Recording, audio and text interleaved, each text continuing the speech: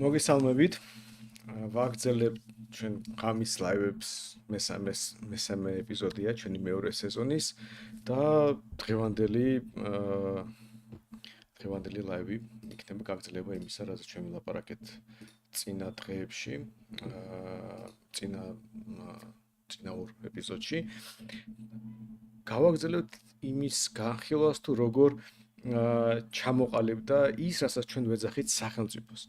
მაგრამ როგორც ყოველთვის რაღაც შესავალი მინდა გავაკეთოთ გამეორებით, რაც წინა ეპიზოდებში ვილაპარაკეთ, იმიტომ რომ საბოლოო ჯაჭვი, რომელიც მინდა აღწერო, საკმაოდ დიდია ლოგიკური ჯაჭვი და ამიტომ რაღაც პერიოდულად გავიმეორებ ხოლმე იმას, რაც ადრე იყო ნათქვამი. ესე იგი, თავიდან დავიწყეთ იმით, რომ მორალი, რომელზეც დგას ჩვენი ქცევა, მორალი არის რაღაც ჩვენი რელიგიური წარმოდგენების პროდუქტი. მიუხედავად იმისა, თუ როგორ ჩამოყალიბდა ეს მორალი და ღმერთი იყო ამის მიზეზი თუ არა, ჩვენ იმიტომ ვემორჩილებით ამ კანონებს, იმიტომ არ ვკლავთ, იმიტომ არ ვიპარავთ, იმიტომ არ ვძარცვავთ და ასე შემდეგ, რომ ზოგადად ეს არის ცუდი, ანუ ჩვენ თავში რაღაც წარმოდგენებია ცუდზე და კარგზე და ამ ცუდსა და კარგზე წარმოდგენების ჩვენ გვჯერა, რომ ეს სწორია, უბრალოდ. და ეს სხვა რაღაც მექანიზმი არ გვაქვს. დაუჯერეთ ავტორიტეტებს, ჩვენი დედა იქნება, მამა იქნება, ძიძა, პოლიციელი, მღვდელი და შემდეგ და როგორც წინა სერიაშიც გავარჩიეთ, მათ შორის ეს პროცესი ადამიანში ამ მორალის ჩადების, აი ეს ჩვენი რაღაც უნარჩვევები, რომელიც ადამიანს გააჩნია, დაუჯეროს ავტორიტეტს უპირობოდ, გაიმეოროს მისი ქცევა და ასე იმოძრაოს, ამან გააჩნდა შესაძლებლობა ჩამოყალიბებულიყო ესეთი ვრცელი მორალური ნორმების კოდექსი, რომელზეც დგას მაგალითად ესეთი ცნება, როგორც არის კერძო საკუთრება. კერძო საკუთრება თავის მხრივ დგას არის ფუნდამენტი ვაჭრობის და ვაჭრობა კი მთელი ცივილიზაციის. ამიტომ შეიძლება ითქვას, რომ მორალური ნორმების ესეთი მკაფიო ჩამოყალიბება იყო ფუნდამენტი ბუნებრივი წესრიგის, ასე ვეძახით, ხო, ბუნებრივი ადამიანური წესრიგის, რომელზეც ზოგადად ცივილიზაცია დგას. მაგრამ ასევე იყო ამის გარეგანი ეფექტი, ვინაიდან ჩვენ მიდრეკილი ვართ უპირობოდ დაუჯეროთ ავტორიტეტებს და რაღაც ტიპის რწმენის საფუძველზე ვემორჩილებით ავტორიტეტებს, ამან გააჩინა სულად უნიკალური რაღაც დანარჩენ სამყაროსთან შედარებით თვისება ადამიანის, რომელსაც პოლიტიკური სისტემა ჰქვია. და მიუხედავად იმისა, რომ ჩანასახი როგორც მორალის, ისე პოლიტიკური ქმედებების სხვა პრიმატებსაც შეიძლება კიდე აქვთ კიდეც, ასე როგორც პოლიტიკური სისტემა მხოლოდ ადამიანმა ჩამოაყალიბა და რა არის პოლიტიკური სისტემა?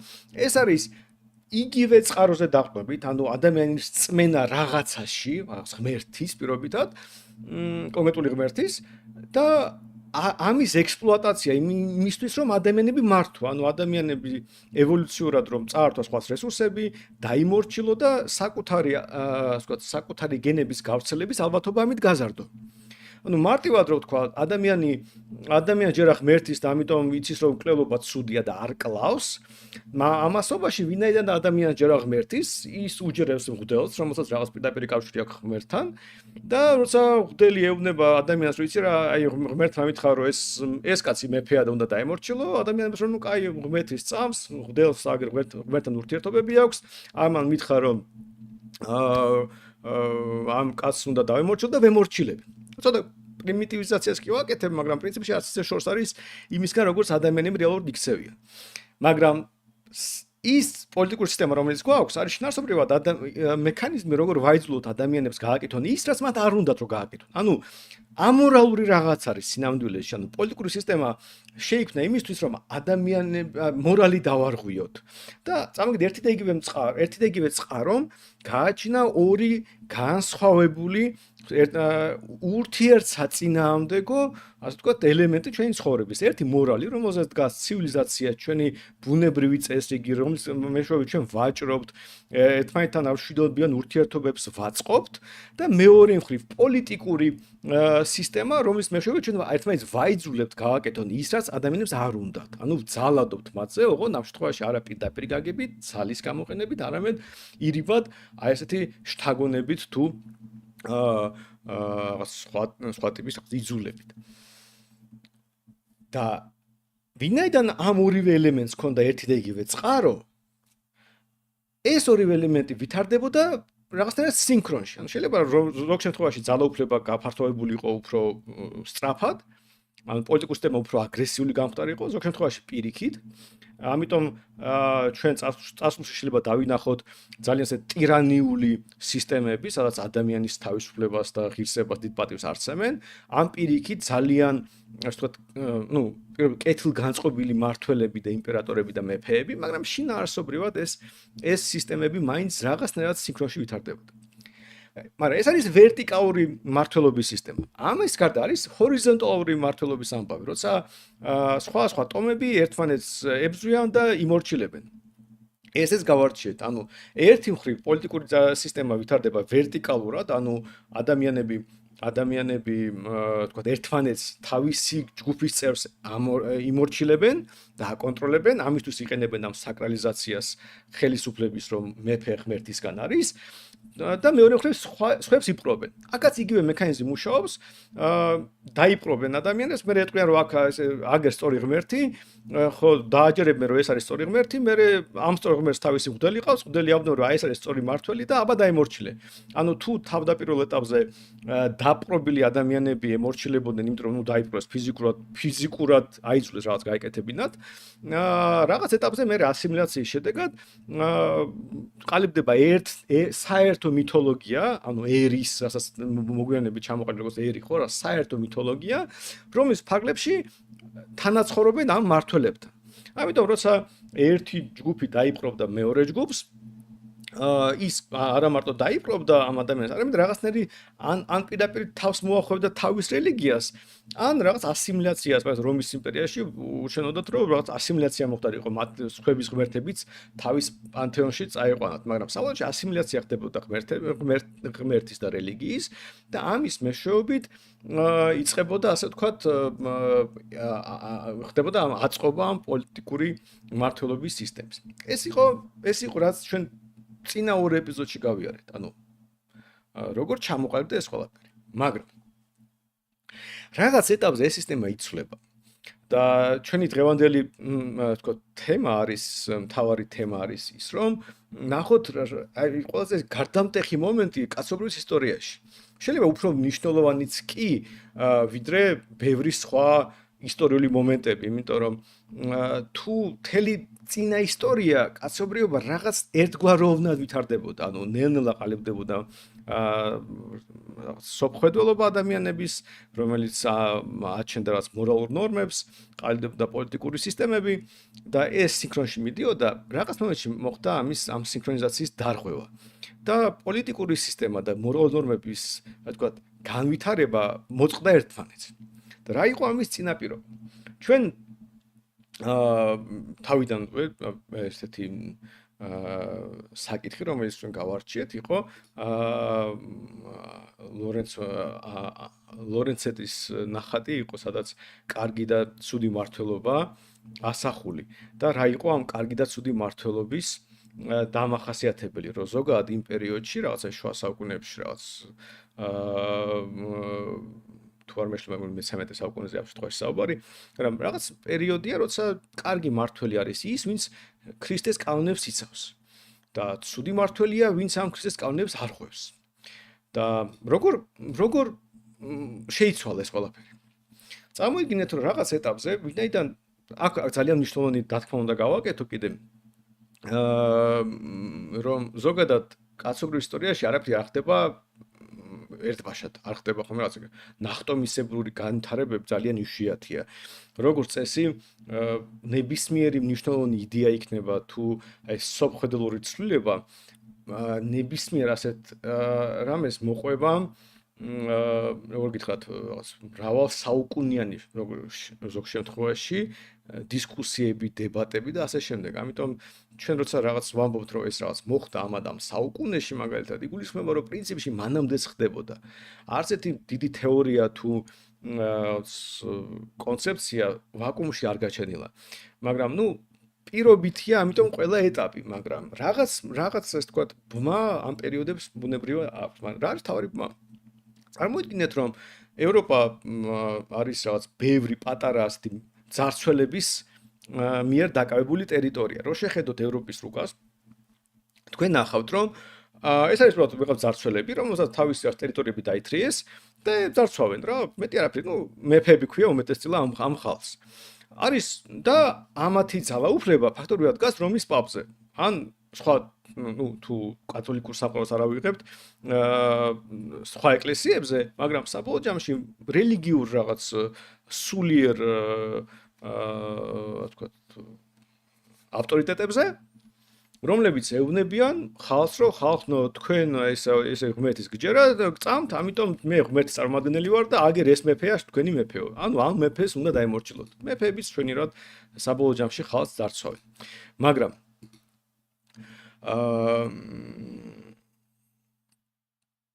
ეს ეტაპი რაღაც წამოიგენ ყოველ სხვა ძარცველია. ყველა დასული ხო სხვანაირია. ყველა სხვა თავისი ასე ვთქვათ, უნიკალური თვისებები აქვს. ზოგი უფრო კეთილია, ზოგი უფრო ბოროტია, ზოგი ხალხის სულ ძარცვავს, ზოგი ნაკლებს ძარცვავს. მაგალითად, ისტორიული პრეცედენტები იყო, რომ აი გადასახადების წილი რო აიღოთ ბუშუპუსთან, ისტორიულად 10%-მდე, ანუ ადამიანის 10% თუ წაართვი ითვლებოდა, რომ ოკეი, აი ბიბლიური 10% არ არის ბიბლიური, თლად მანამდეც წმინდა წერილებში ზოგადად ჩდება სხვადასხვა რელიგიურ ტექსტებში ეს 10%-ის იდეა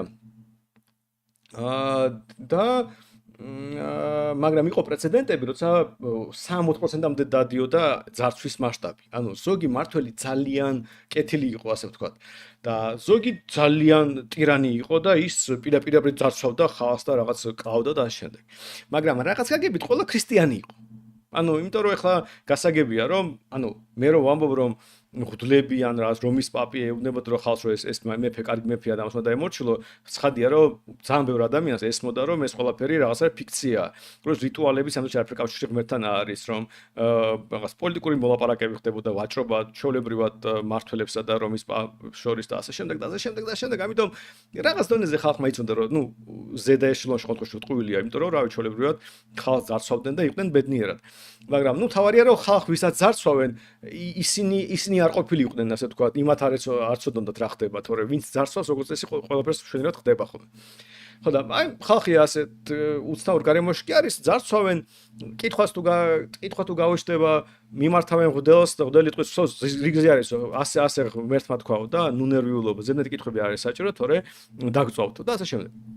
ნუ მე რა თქმა უნდა რაღაცა პრიმიტივიზაციას ვაკეთებ, მაგრამ ნუ უბრალოდ იმიტომ რომ დრო დავზოგო, თორე გასაგებია რომ ზოგადად შეიძლება უფრო რთული სურათი იყო ამ ყველაფრის, მაგრამ ნებისმიერ შემთხვევაში დაახლოებით ასე ვითარდებოდა ეს მთელი ისტორია. მაგრამ მე რა ხდება, წარმოიდგინეთ რომ აი ეს ხო ბევრი მართველია ევროპაში, აი ჩინეთისგან გასვლათ, მაგალითად ჩინეთში იგივე არ მოხდა, ან ინდოეთში რატომ იგივე არ მოხდა. იმიტომ რომ სიამოვნებაში ეს ბევრი პატარა ძარცველი, მათ შორის თავისი რაღაც პირადი ინტერესებიდან გამომდინარე კონკურენციაში იყვნენ სხვა ძარცველებთან. ანუ რაღაც უნდა მეზობელი ტერიტორია დაეპყრო, უფრო მეტი ფული ეშოვა, თავი დაეცვა სხვებისგან. ამიტომ ამ კონკურენციამ გააჩინა შესაძლებლობა, რომ ვიღაცა ძარცველი რო შეიძლება შემთხვევით, შეიძლება განზრახ, იპოვიდა რაღაც უკეთეს გადაწყვეტილებას, მაგალითად, როგორ დაბეგროს ხალხი. რომელი გადასახადი უფრო მტკივნეულია, ნაკლებად მტკივნეულია, უფრო მეტი შემოსავალი შემოაქვს, როგორ მაგალითად წესრიგი მოაწყოს თავისი მონების მართვაში, როგორ უფრო დაარწმუნოს თავისი მონები, რომ ისინი რაღაც ერთი ერია და ამიტომ მეფე უნდა დაიცვან, ამიტომ რაღაც მეფეს თავს რო დაესხმევან, რომ ხალხი აღშფოთდნენ და მეფეს დასაცავად გაიქცნენ. თუ ამას ვერ გააკეთებ კარგად, ყველას ფეხებზე კიდია მეფე, ამიტომ ხალხი აღარ დაგიცავს, მაგრამ ეს ყველაფერი ხო რაღაც ტიპის უნარჩვევებს, ნიჩს და მიდგომებს ითხოვდა. ამიტომ ეს აღმოჩენების, ანუ პოლიტიკური ინსტრუმენტების, ხალხის მოტყუების და ძარცვის და მანიპულაციის ინსტრუმენტების აღმოჩენა და მათი განვითარება ბევრად უფრო ეფექტიანად მიდიოდა ევროპაში, იგივე ჩინეთთან შედარებით, უბრალოდ იმიტომ რომ კონკურენცია იყო, ბევრი მძარცველი იყო ერთმანეთთან და ეჯიბრებოდნენ. მაგალითად, მოიგონა რომ რაღაც მეფემ რაღაც ესეთი ისტორია, როგორ დაარწმუნოს თავისი მონები, რომ ის მონები კი არიან, არამედ მეფეს რაღაც მსახურები არიან, რომ ეს არის საპატიო და მეფეს რამე რომ დაემართოს, დაიქცევა ქვეყანა. ის კონკურენციაში მოუგებდა მეზობელ მძარცველს, რომელმაც ეს არ გააკეთა, იმიტომ რომ იმას პირველს დიდი ჯარი ეყოლებოდა, მეორეს პატარა ჯარი ეყოლებოდა. მოიგონა მეფემ რაღაც მექანიზმი, როგორ დაბეგროს ხალხი, რომ ხალხი ნაკლებად აღშფოთდეს.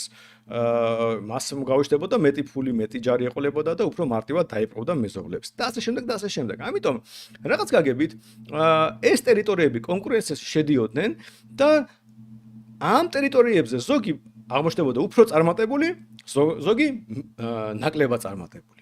იგი ერთ-ერთი ყველაზე კაფე ამის მაგალითი არის ებრაელების საკითხი, იმიტომ რომ ებრაელების დევნა იყო ნაციონალური სპორტი იყო ფაქტობრივად ევროპელების. იმიტომ რომ ძალიან ერთი უცნაური რაღაც ჩამოყალიბდა რომ თვითონ ქრისტიანობის განვითარებამ როგორც ეხლა ისლამში ხდება, უბრალოდ ისლამი ამ შემთხვევაში რამდენიმე საუკუნე ჩამორჩება ქრისტიანობას ან თეოლოგიურ ნაწილში, მაგრამ ალბათ ისინი უფრო სწრაფად აღმოფხვრიან ამ გზას, იმიტომ რომ ქრისტიან თეოლოგებმა ეს ყველაფერი გაიარეს და ფაქტობრივად ყველა სიმპტომია ის არის, რომ ისლამში ეს მალევე გადაწყდება და არ დაჭირდებათ საუკუნეები, როგორც ქრისტიანებს დაჭირდათ, მაგრამ ერთ-ერთი ამ თეოლოგიის განვითარების ნაწილი იყო პროცენტისა და სესხის მიმართ ნეგატიური განწყობა. მევახშეები რო არ ყვა, ჩვენ რო არ გვიყავს მევახშეები, ეს არის ქრისტიანული სამყაროს გადმონაშთი, ეს რა საუკუნეები ასე გრძელდებოდა, მთელი რა კულტურა იყო ამაზე აგებული, რომ აი მევახშე ცუდი ადამიანია და მევახშეობა ცუდია, პროცენტი ცუდია და ასე შემდეგ და ასე შემდეგ. ნუ საიდან მოდის ახლა ეკონომიკურად შეიძლება მარტივად ავხსნათ ეს ისტორია, იმიტომ რომ ამოიგენ როცა ადამიანი ზოგადად სესხის გაცემა თუ ადამიანი ვინც სესხს გასცემს ჭკვიანია, კარგად თulis ფულს და ასე შემდეგ და შემდეგ საკუთარ მომგებიანი ბიზნესია და ვინაიდან მომგებიანი ბიზნესია ვინც სესხს გასცემს როგორც წესი მდიდრდება და ვინც სესხს იღებს ძალიან ხშირად შეიძლება გაჭირებული ადამიანია და მას მაგალითად რა ვიცი პრობლემები აქვს მით უმეტეს ზოგი ვერ გადაიხდის და რაღაც ბევრი მიზეზის გამო კიდევ უფრო გაღატაკდება.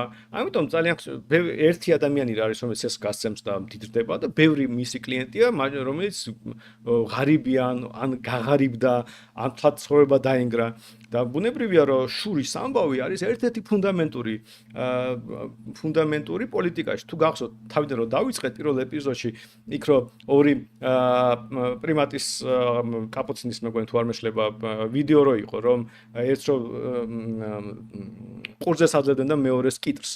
ალბათ შეიძლება შური გამოჩნდა, ხო? ერთ შეშურდა რომ ერთს აძლევენ იგივე საქმესთვის ყურძენს და მას აძლევდნენ კიტრს. და ამიტომ ბუნტი მოაწყო. ანუ თვითონ შური ევოლუციურად ძალიან მნიშვნელოვანი ემოციაა, იმიტომ რომ გვიბიძგებს, როცა დავინახავთ ჩვენზე უფრო წარმატებულ, ევოლუციურად წარმატებულ კონკურენტს შევხშურდეს, ანუ რაღაც გაგვიშდეს ემოცია და რაღაც მოვიმოქმედოთ, რომ ვაჯობოთ. შეიძლება იყოს როგორც პოზიტიური ქცევა, ხო? აი მე უფრო მეც ვიმუშავებ და გამდიდრდები და ვაჯობებ ბილ გეიტს მაგალითად, მაგრამ ასევე შეიძლება იყოს ნეგატიური მე წავალ აგვისტად ავიღებ, აგვისტად ჩავარტყავ ბილ გეიტს თავში. ასეც შეიძლება და ისეც შეიძლება. მაგრამ შური ძალიან ბუნებრივია და პოლიტიკური განვითარება ზოგადად შურზე დგას, ან შური ერთ-ერთი მთავარი მოტივია ადამიანების, როცა პოლიტიკურ პროცესში შედიან და ამას კიდე დაუბრუნდებით მომავალში. ხოდა ამიტომ რო დაუბრუნდეთ ამ სიტუაციას, წამოვიდგინოთ რომ ეს მევახშე, რომელიც დიდრდება, მის მიმართ უამრავ ადამიანს უჩნდება შური და ბუნებრივად რა ვიცი ზოგს გაძარცვავდნენ, მოკლავდნენ ამ შემდეგ.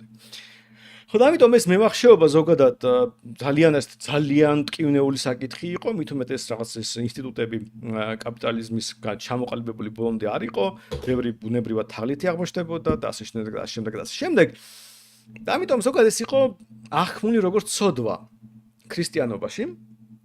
არა მარტო ქრისტიანობაში ხოთა შორის, ზოგადად ძალიან გავრცელებული ამბავია, იმიტომაც მოვიყვან ისლამის მაგალითად, რომ ისლამში პროცენტის აღება აკრძალულია.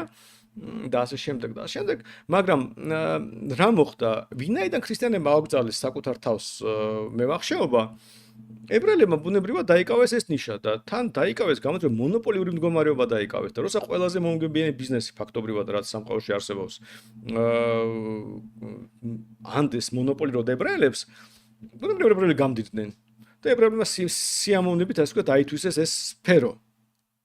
მაგრამ როცა ებრაელები გამდიდნენ შური ხوارს არ გაქრა, მევახშების მიმართ აგრესია ხوارს არ გაქრა და თან გამოვიდა ისე რომ ერთია ქრისტიან მევახშესთან კონდეს პრეტენზია ქრისტიანულად რაღაცას ეთყვი რა, მაგრამ ნუ ქრისტიანია შენიანი გამოდის რაღაცნაირად, საერთო ღმერთი ყავდა. მეორე ებრაელი, რომელიც შენი ღმერთი, ასე ვთქვათ, გაწირა და შენ ღმერთს უარი უთხრა, ვერ დაინახა, ქრისტე მოვიდა, მესია მოვიდა და უარი უთხრა. ანუ ასეთი სასტიკი ხალხი, არასწორი ხალხი. ამიტომ ფაქტობრივად ევროპელების ნაციონალურ სპორტად იქცა ებრაელების დევნა. და ნუ აი ხამდე კომიკური რა ხალხს ხოცავდნენ და ძარცვავდნენ, მაგრამ ტრაგიკომიკური უფრო ალბათ სიტუაციები იყო, როცა მაგას ესპანეთიდან გაყარეს ებრაელები, პორტუგალიის მეფემ თქვა, რომ ჩემთან მოდითო, მე ყველას მიგიღებთო, არ გერჩითო. მაგრამ ებრაელები რომ მოვიდნენ, წაართვა რაც ქონდა ოქრო და ზოგადად საკუთრება ებრაელებს პორტუგალიის მეფემ და უკან გაყარა. მაგრამ ესეც რომ დააკვირდეთ ამ ისტორიას, მიუხედავად იმისა, რომ როგორც კი ებრაელები რაღაც საზოგადოებაში გამდიდდებოდნენ, მე გამოჩნდებოდა ვიღაც იტყოდა, რომ ეს ებრაელები ცუდი ხალხია და მოდი გავყაროთ, იმიტომ რომ ასე ვთქვათ, ცოდვას ავრცელებენ.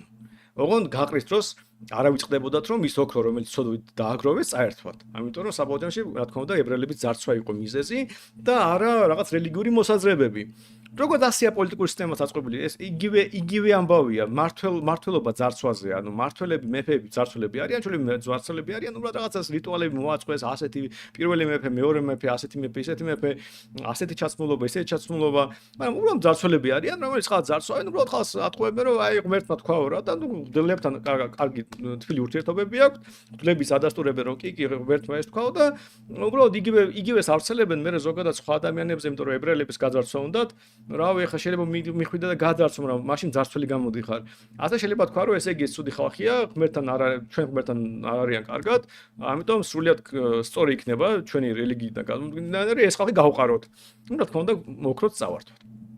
მაგრამ აი ამ უცნაურ შეჯიბრშიც კი იძებნებოდა ვიღაც, ვინც ამაზე უარს ამბობდა და როგორც კი პრეცედენტი, იმიტომ შეიძლება ერთხელ გადაწყვეტს, ორჯერ საუკუნეები გრძელდებოდა, ზოგჯერ მთლიან მთელ ქალაქებში ყველა ებრაელს ხოცავდნენ და ეს რაღაც აი ფაქტობრივად ეს ჰოლოკოსტი რაც მოხდა, ეს არ იყო რაღაც ისე ვაკუუმში, ანუ ანტისემიტიზმი ქრისტიანული სამყაროში არის იმდენად ბუნებრივი, ჩვენთანაც მიუხედავად ჩვენ ძალიან ტოლერანტული ხალხი ვართ ზოგადად ებრაელების მიმართ, ჩვენთანაც რამდენი შეიძლება მოისმინოთ ვიღაც ნაციონალისტების შეფასები, რომ აი ებრაელები ცუდი ხალხია და რაღაცას და შემდეგ. ანუ ზოგადად ქრისტიანულ სამყაროში ეს ძალიან დამახასიათებელია ებრაელების მიმართ ნეგატიური განწყობა, მაგრამ ამის თქვა საფუძველი ფესვები არა ებრაელებშია და არა რაღაც მათ კულტურაში ან რელიგიაში, არამედ ის მდიდრები იყვნენ, იმიტომ რომ ქრისტიანებმა თვითონ უარი თქვეს მომგებიან ბიზნესზე, მე ებრაელები გამდიდნენ და რადგან შური ასე ვთქვათ უბისგან მე ეს ყველაფერი რელიგიურ ჭილში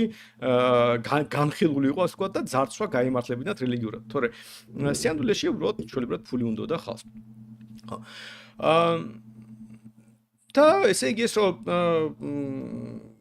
და აი ამ რაღაც უცნაურ პროცესში იძებნებოდა ვიღაც, მაგალითად ჰოლანდია ან მოგვიანებით ინგლისი, რომელიც ამბობდა რომ ჩვენ ებრაელებს არ ვერჩით. ჩვენ რაც მოდით ივაჭრეთ, აი რაღაც ესპანელი მეფე ძარცვავთ, გართმევს საკუთრებას და თქვენ მოდით ჩვენთან. და ამიტომ როგორც კი ეს ვიღაცა მოიგონა, მიხვდა, აღმოჩნდა რომ ისინი გამდიდნენ, იმიტომ რომ რა ვიცი, ებრაელები მოდიოდნენ, ანუ ბევრი აქტიური ადამიანი, განათლებული ადამიანი, რაღაც სპეციფიკური პროფესიის, უნარჩვევების, რომელიც შენ გაკლია, იმიტომ რომ შენ რაღაცნაირად შეზღუდული გაქვს ეს და მოდიოდნენ, ბუნებრივად იზრდებოდა ვაჭრობა, რაღაც სესხის წყარო ჩდებოდა და სესხი ფაქტორი ინვესტიციის შესაძლებლობას აჩენს და ძალიან ბუნებრივად ეს ტერიტორიები ვითარდებოდა. ხო და ამ ხელა ისტორია რაში დამჭირდა? წარმოიდგინეთ, რომ ერთი და იგივე დროს თქვენ შეგეძლო გენახათ ორი მეფე, ორივე ქრისტიანი, ორივე რომის პაპს რაღაცნაირად ემორჩილება, მაგრამ ერთ ტერიტორიაზე ცხოვრების პირობები იქნებოდა უკეთესი, მეორეში უარესი. და რა იყო აქ მნიშვნელოვანი ამბავი? ის რაღაც მონაზის და ემორჩილება მეფეს. რო იკითხავს რატომ ძარცვავსო, რატომ ცემსო, რატომ რა ვიცი აუპატიურებს ჩემ ცოლს და რაღაცაო, მღვდელი ეტყოდა რომ ეს იმიტომ რომ ასე ღმერთმა თქვაო.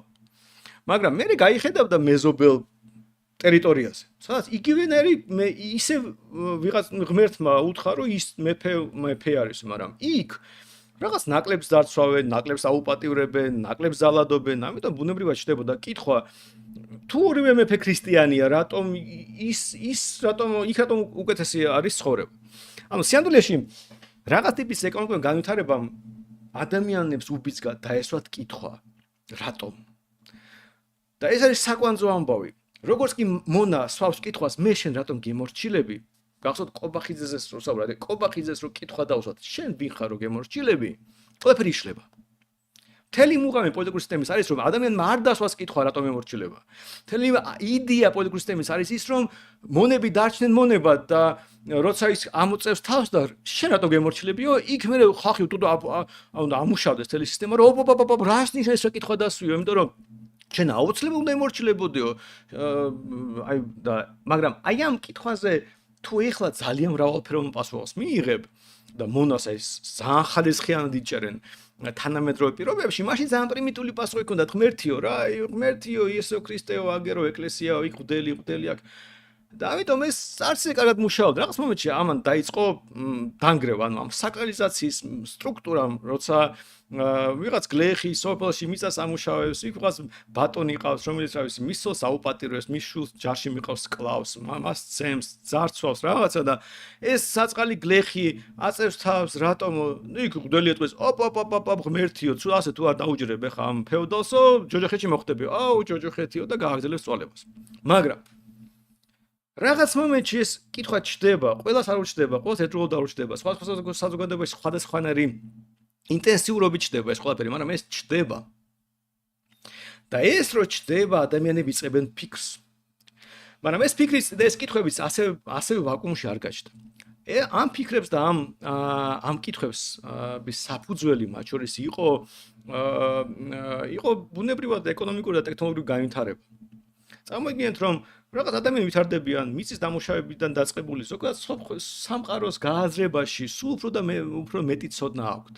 რა მათემატიკა ვითარდება, გეომეტრია რაღაც ყალიბდება, რაღაც თავისებურად, ალგებრა, რა ვიცი, გეოგრაფიული აღმოჩენები ხდება, სხვა უცხო ხალხთან ურთიერთობები ხშირდება, ვაჭრობა ვითარდება.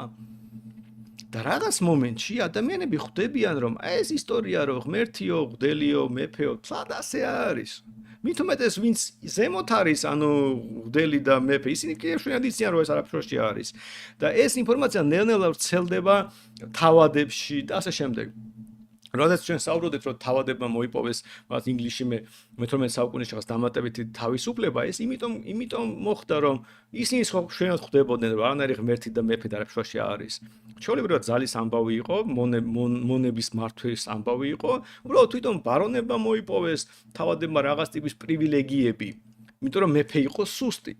და ასეთი რაღაც პროცესები მთელი ევროპის მასშტაბში მიდის. ისე ევროპა იმიტომ არის ამ კუთხით საინტერესო, რომ სხვაგან ეს კონკურენცია ამ ძარცველებს შორის ნაკლები იყო და ამიტომ საბოლოო ჯამში იქ ეს ვერტიკალი საკმაოდ მდგრადი იყო, მაგრამ არა მარტო მდგრადი იყო, ის უნიჭო ვერტიკალი ყალიბდებოდა, იმიტომ რომ რაღაც პრიმიტიული მართვის მექანიზმი იყო, ის ჩინელი მონა ვერც კი ხვდებოდა, რომ ალტერნატივა არსებობს, იმიტომ რომ ვერ ხედავდა.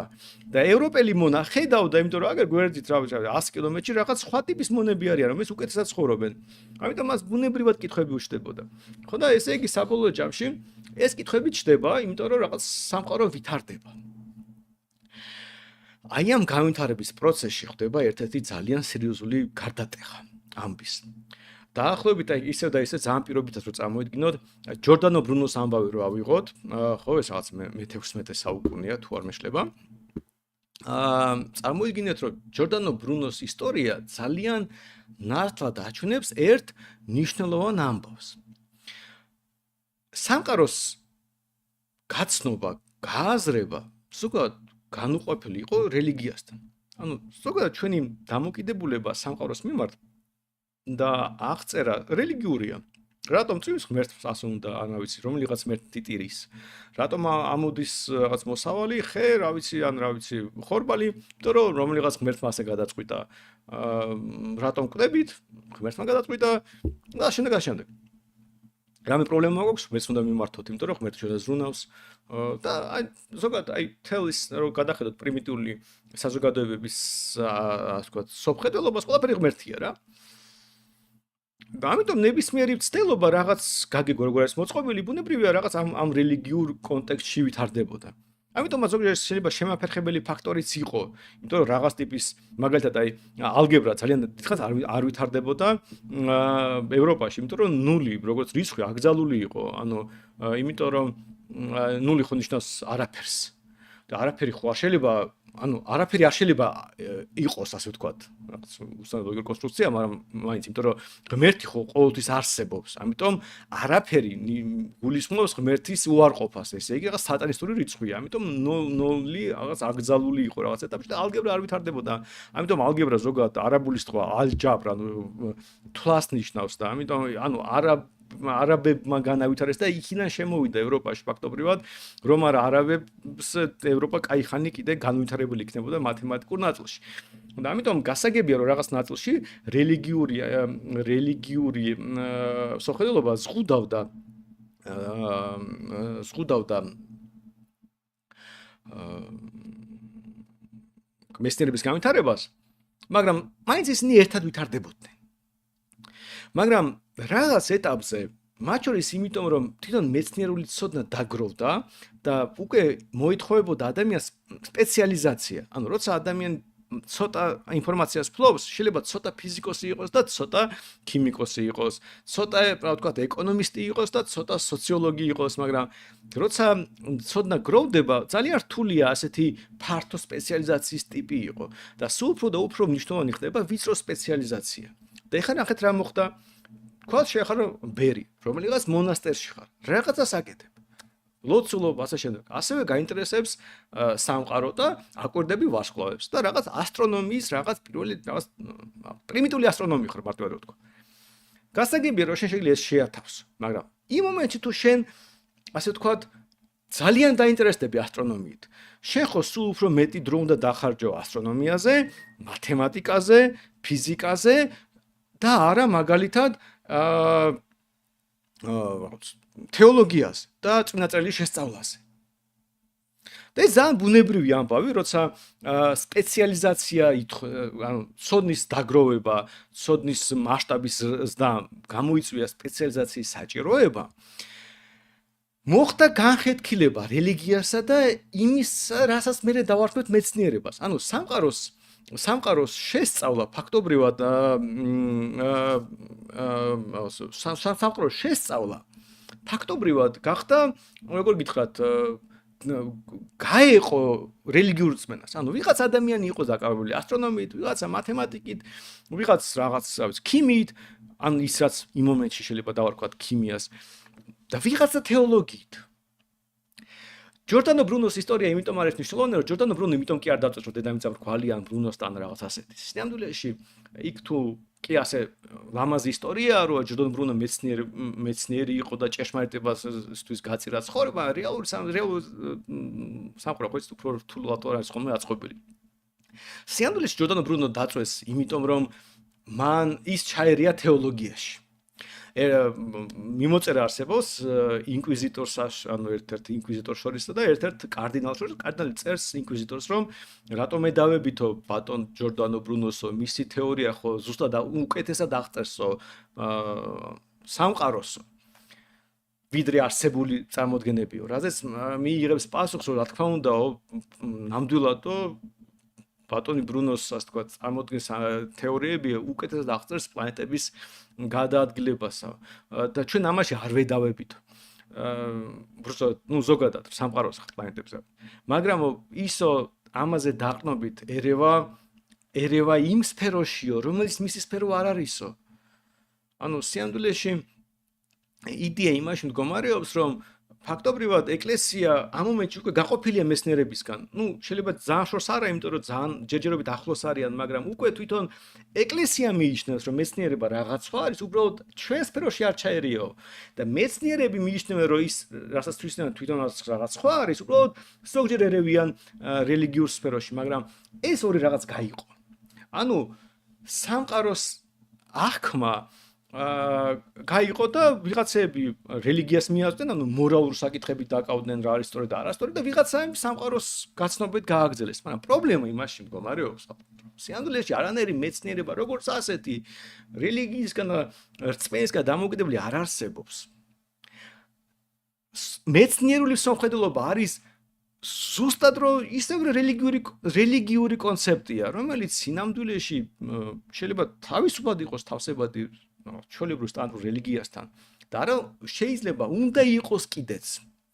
უბრალოდ თავდაპირველმა ესე გაყოფამ და მე ამ მეცნიერების ძალიან დიდმა წარმატებამ სამყაროს გააზრებაში გააჩინა ცრუ რწმენა და ილუზია, რომ თურმე არსებობს რელიგიური სომხედელობისგან განსხვავებული რაღაც სხვა სომხედელობა, რომელმაც შეიძლება სამყარო უკეთესად გაგვაგებინოს.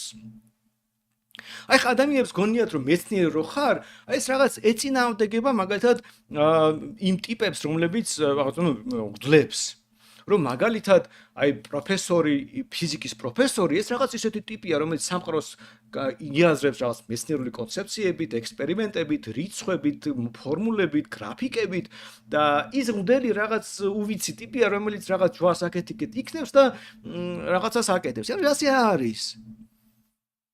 ის ფიზიკოსი სიამდვილეში ასევე მისი ფიზიკური კონცეფციების საბოლოო ჯამში რელიგიურ კონცეფციებს წარმოადგენს. უბრალოდ მარტივი მაგალითი. ავიღოთ ევოლუციის თეორია. ბუნებრივი გადარჩევის კონცეფცია. აი წამოიგინეთ. ალბათ ეტალონური კონცეფცია, ხო? ადამიანმა რო თქვას რომ ევოლუციის არ მსჯერაო, ალბათ, რავი, ვერ იტყვის ეს ადამიანი, რომ ის მეცნიერების მომხრეა, ხო? რაღაც ისეთია, რომ ალბათ ევოლუციის რაღაც თეორიის მიმღებლობა ალბათ მეცნიერების მომდობის რაღაც ერთ-ერთი მნიშვნელოვანი კრიტერიუმია. მაგრამ რო დაფიქრდეთ თავისი ბუნებით, ეს თეორია სრულად რელიგიური კონცეფცია. მაგალითად, არ არსებობს არანაირი ექსპერიმენტი, რომელიც ამ თეორიას უარყოფს. სრულად შეიძლება ექსპერიმენტი ჩაატარო. მაგალითად, არ შეიძლება ჩავატაროთ ექსპერიმენტი და დავადგინოთ, რომ მაგალითად არ მოხდა ახალი სახის რაღაც ბიოლოგიური სახეობის ფორმირება. რომ ადამიანისგან რაღაც სხვა არ გამოვიდა. ყოველდღიური გამოცდილება გეუბნება, რომ ახალი რაღაც სახეობა არ ყალიბდება, დაკვირვება, მაგრამ ჩვენ მაინც გვჯერა, რომ ევოლუციას ჰქონდა ადგილი. ანუ ყველა წარსული მაგალითი, მაგალითად, დინოზავრებით რაც უნდა იყოს, ხო, ეს ხო უბრალოდ დაკვირვებაა, რომელიც მე ჩვენ ამ ევოლუციას ავხსენით, მაგრამ ექსპერიმენტი, რომელიც დაამტკიცებდა ამას, ანუ რომელიც უარყოფდა არ არის, იმიტომ რომ ჩვენი ყოველდღიური ცხოვრება ფორმალურად გაგებით უარყოფს, იმიტომ რომ რავი, არც ერთი დაკვირვება არ გვაქვს. მაგალითად, გვაქვს შიდა ევოლუცია, მაგალითად, სისხლის ჯგუფი რო იწვება ადამიანის, აი ესეთი რაღაც ევოლუციური გადარჩევა ხდება, მაგრამ ადამიანისგან რომელიღაც პრიმატისგან რო ადამიანი გამოვიდა, ასეთი ცვლილება რო მოხდეს, ხო? ანუ ჩვენ ხო არ ვიცით, არ გვინახია ეს, არც ერთ ექსპერიმენტად ჩაგვიტარებია. ადამიანისგან რო რაღაც სხვა გამოვიდეს, ან თუნდაც რა ვიცი, ვიღაცისგან რაღაც სხვა გამოვიდეს, რომელიღაც პრიმატისგან რაღაც სხვა, ან გველი რაღაცაში ტრანსფორმირდეს და სხვა სახეობა ჩამოყალიბდეს, ეს ხო არ გვინახია. ხო და თუ არ გვინახია და რასაც ვაკვირდებით, შიგნით ხდება, ანუ თვითონ სახეობის შიგნით რაღაც აი მაგალითად ადამიანის რაღაც თვისებების, ადამიანი რჩება. და ჩვენ რო წარსული უბრალოდ დავინახეთ, რაღაც დაკვირვები ვიპოვეთ, ძლები ვიპოვეთ, რაღაცა დავწერეთ და გვჯერა რომ ეს სიმართლეა. უბრალოდ გვწამს ამის რომ სიმართლეა და მეტი რაც არ უნდა ექსპერიმენტები ვატარავთ დღეს, მაინც ვერაფერს ვერ ვიზამთ. ვერ შევცვლით. უბრალოდ გვჯერა რომ ზოგადად თეორიულად ჩვენი შთამომავლები მილიონი წლის შემდეგ რომ შეხედავენ, შეიძლება სხვანაირი ტიპები აღმოჩნდნენ რა. მაგრამ მეტი არაფერი. მეტიც ეს იდეა საერთოდ დგას კიდევ უფრო დიდ რწმენაზე იმაზე, რომ საიდან დაიწყო, არავინ არ იცის, საიდან დაიწყო ევოლუცია, რა იყო ის საწყისი წერტილი, რა იყო ის პირველი პირობითად ბაქტერია ან ვირუსი ან რაღაცა, რომელმაც მისცა შესაძლებლობა, რომ შეხედოთ თეორიებს, სასაცილომდე არასერიოზულია. წყალში რაღაც მოლეკულები დაცურავდნენ, მე რაღაცი რადიაციამ თუ ელვამ თუ რაღაცამ გააკეთა, იქ რაც გაერთიანდნენ, მე რაც მოხდა. აბსოლუტური აბსურდია სიამდვილეში ყველა კონცეფცია, რომელიც ცდილობს აღწეროს სიცოცხლის გაჩენა. და ჩვენ წამს რო ასე მოხდა. არანაირი მეცნიერული მტკიცებულება არ არსებობს, რომ იტყვი, რომ ასე გაჩნდაო ცხოვრება. ნუ წამოგიდგენთ, ჩვენ არ ვიცით როგორ საიდან დავიწყეთ, არ ვიცით და არ გვინახია არც ერთი, ასე ვთქვათ, გადასვლის ეტაპი. მაგრამ უბრალოდ იმიტომ, რომ ძალიან ელეგანტურად აღწერთ იმას, რაც ზოგადად ვაკვირდებით, აი ძვლებს და რაღაც არქეოლოგიურ აღმოჩენებს, ამიტომ გჯერა, რომ ეს სწორია. ანუ სიამდვილეში ეს რაღაც თავისებურად რელიგიური კონცეფცია. მაგრამ ეს არა მარტო ეხება ევოლუციურ თეორიას, თუმცა ეს მეგონი ყველაზე კარგი და ნათელი მაგალითია, რომ დაინახოთ, რომ მეცნიერული სამხედველობა რელიგიური სამხედველობაა თავის ბუნებით. იგი გავიყოთ ფიზიკა. ფიზიკაში თქოს იგივე ამბავია. ფიზიკის კანონები რომ მაგალითად დროში და სივრცეში სტაბილურია. ეს ხო დაშვებაა, რომელიც ადამიანს უბრალოდ ჯერათ. ფიზიკოსებს. იმიტომ რომ მე თუ სამყაროს გააზრებას ვიწყებ დაშვებით, რომ ფიზიკის კანონები დროში და სივრცეში სტაბილურია. მე ხომ მხოლოდ იმ კანონებს აღმოვაჩენ, რომელიც დროში და სივრცეში სტაბილურია.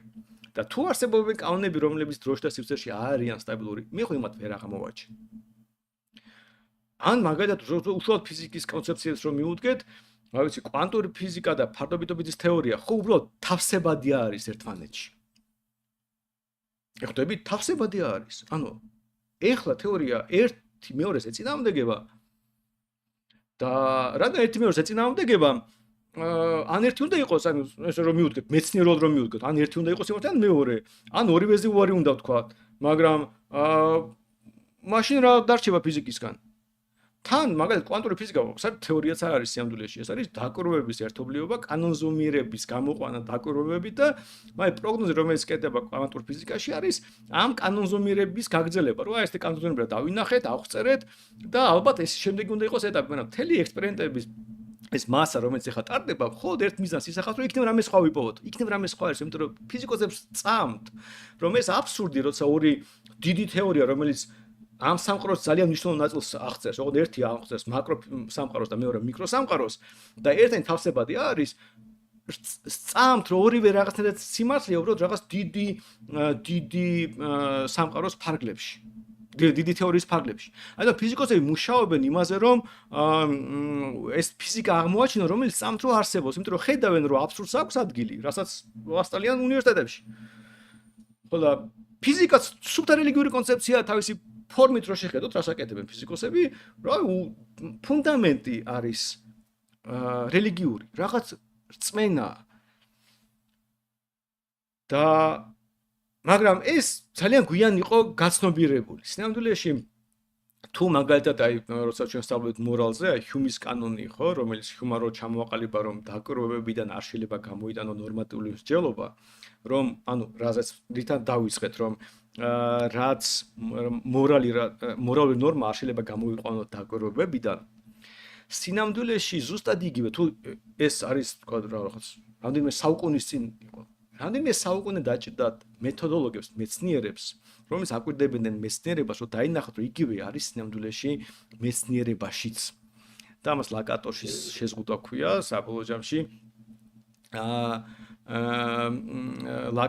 ლაკატოშის შეზღუდვა ქვია, სადაც იდეა ასეთია, რომ რამდენი დაკვირვებაც არ უნდა გქონდეს სამყაროზე.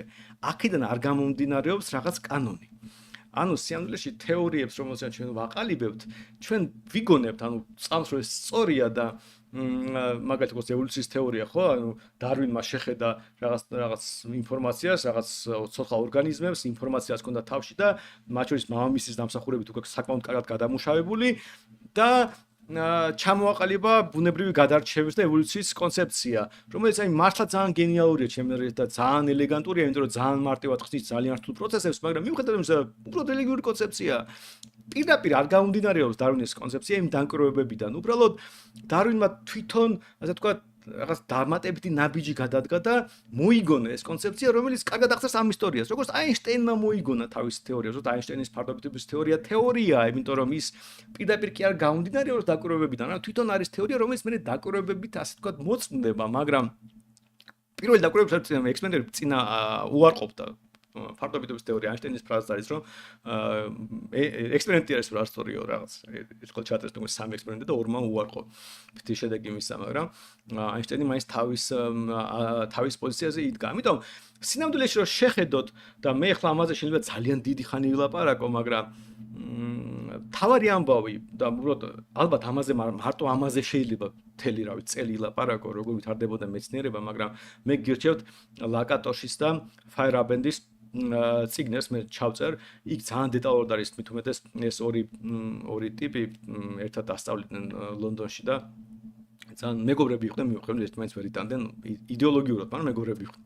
და ძალიან საინტერესოა, მაგრამ თავარი რაც არის თუ ლაკატოს ქონდა რწმენა, მაგალითად რწმენა რაღაც ტიპის მეთოდოლოგიაზე, რომელიც მეცნიერულ მეთოდოლოგია შეიძლება ჩამოაყალიბო, ფაიერაბენ აღწევდა, რომ საერთოდ არ არსებობს ასეთი ცნება, როგორც ფაქტობრივად მეთოდოლოგია, მეცნიერული კაფიო და იდეაში ყველაფერი მოსულა მეცნიერულ კვლევებში და ბევრი მაგალითია ამტკიცებდა რომ ის რასაც მეცნიერულ მეთოდოლოგიად მიიჩნევენ უნივერსიტეტებში რო ასწავლიან მეცნიერულ კვლევებს რაღაც ბოდვას რო ასწავლიან სიამდვილეში ასე რომ მოქცეულიყვნენ მეცნიერები გალილეო იქნება თუ რა ვიცი აინშტაინი არაფერი არ გამოვიდა მეცნიერები მოკვდებოდა ვერ განვითარდებოდა ძალიან მაგალითი კიდია გირჩევთ უბრალოდ აი ფანტასტიკური უბრალოდ არის რაღაც მეთოდოლოგია, რაც უნივერსიტეტში ასწავლიან რომ ჩამოაყალიბო ჰიპოთეზა, მე ჩაატორო ექსპერიმენტი, შეამოწმო, ისეთი ბოდვა რო არ წარმოგდგენიათ, როგორც კი მიხვდებით რომ ეს ბოდვა მე სხვა სამყაროს დაინახავთ. ხო და ფაირენდა ამაზე წერდა რა, რომ სინამდვილეში არანაირი ჰიპოთეზის იმით ჩამოყალიბება და ეს მე შემოწმება არაფერში არის მეცნიერებასთან, მეცნიერებს ხვალ იქცეოდნენ და უმეტესად ვაფშე აყალბებდნენ რას ამბობდნენ, რას საკეთებდნენ ხშირად, უბრალოდ ამბობდნენ რომ ასე სწორია აინშტაინის არ იყოს და იყიდებდნენ ექსპერიმენტულ შედეგებს. იმიტომ რომ შინაგანი რწმენით მოძრაობდნენ.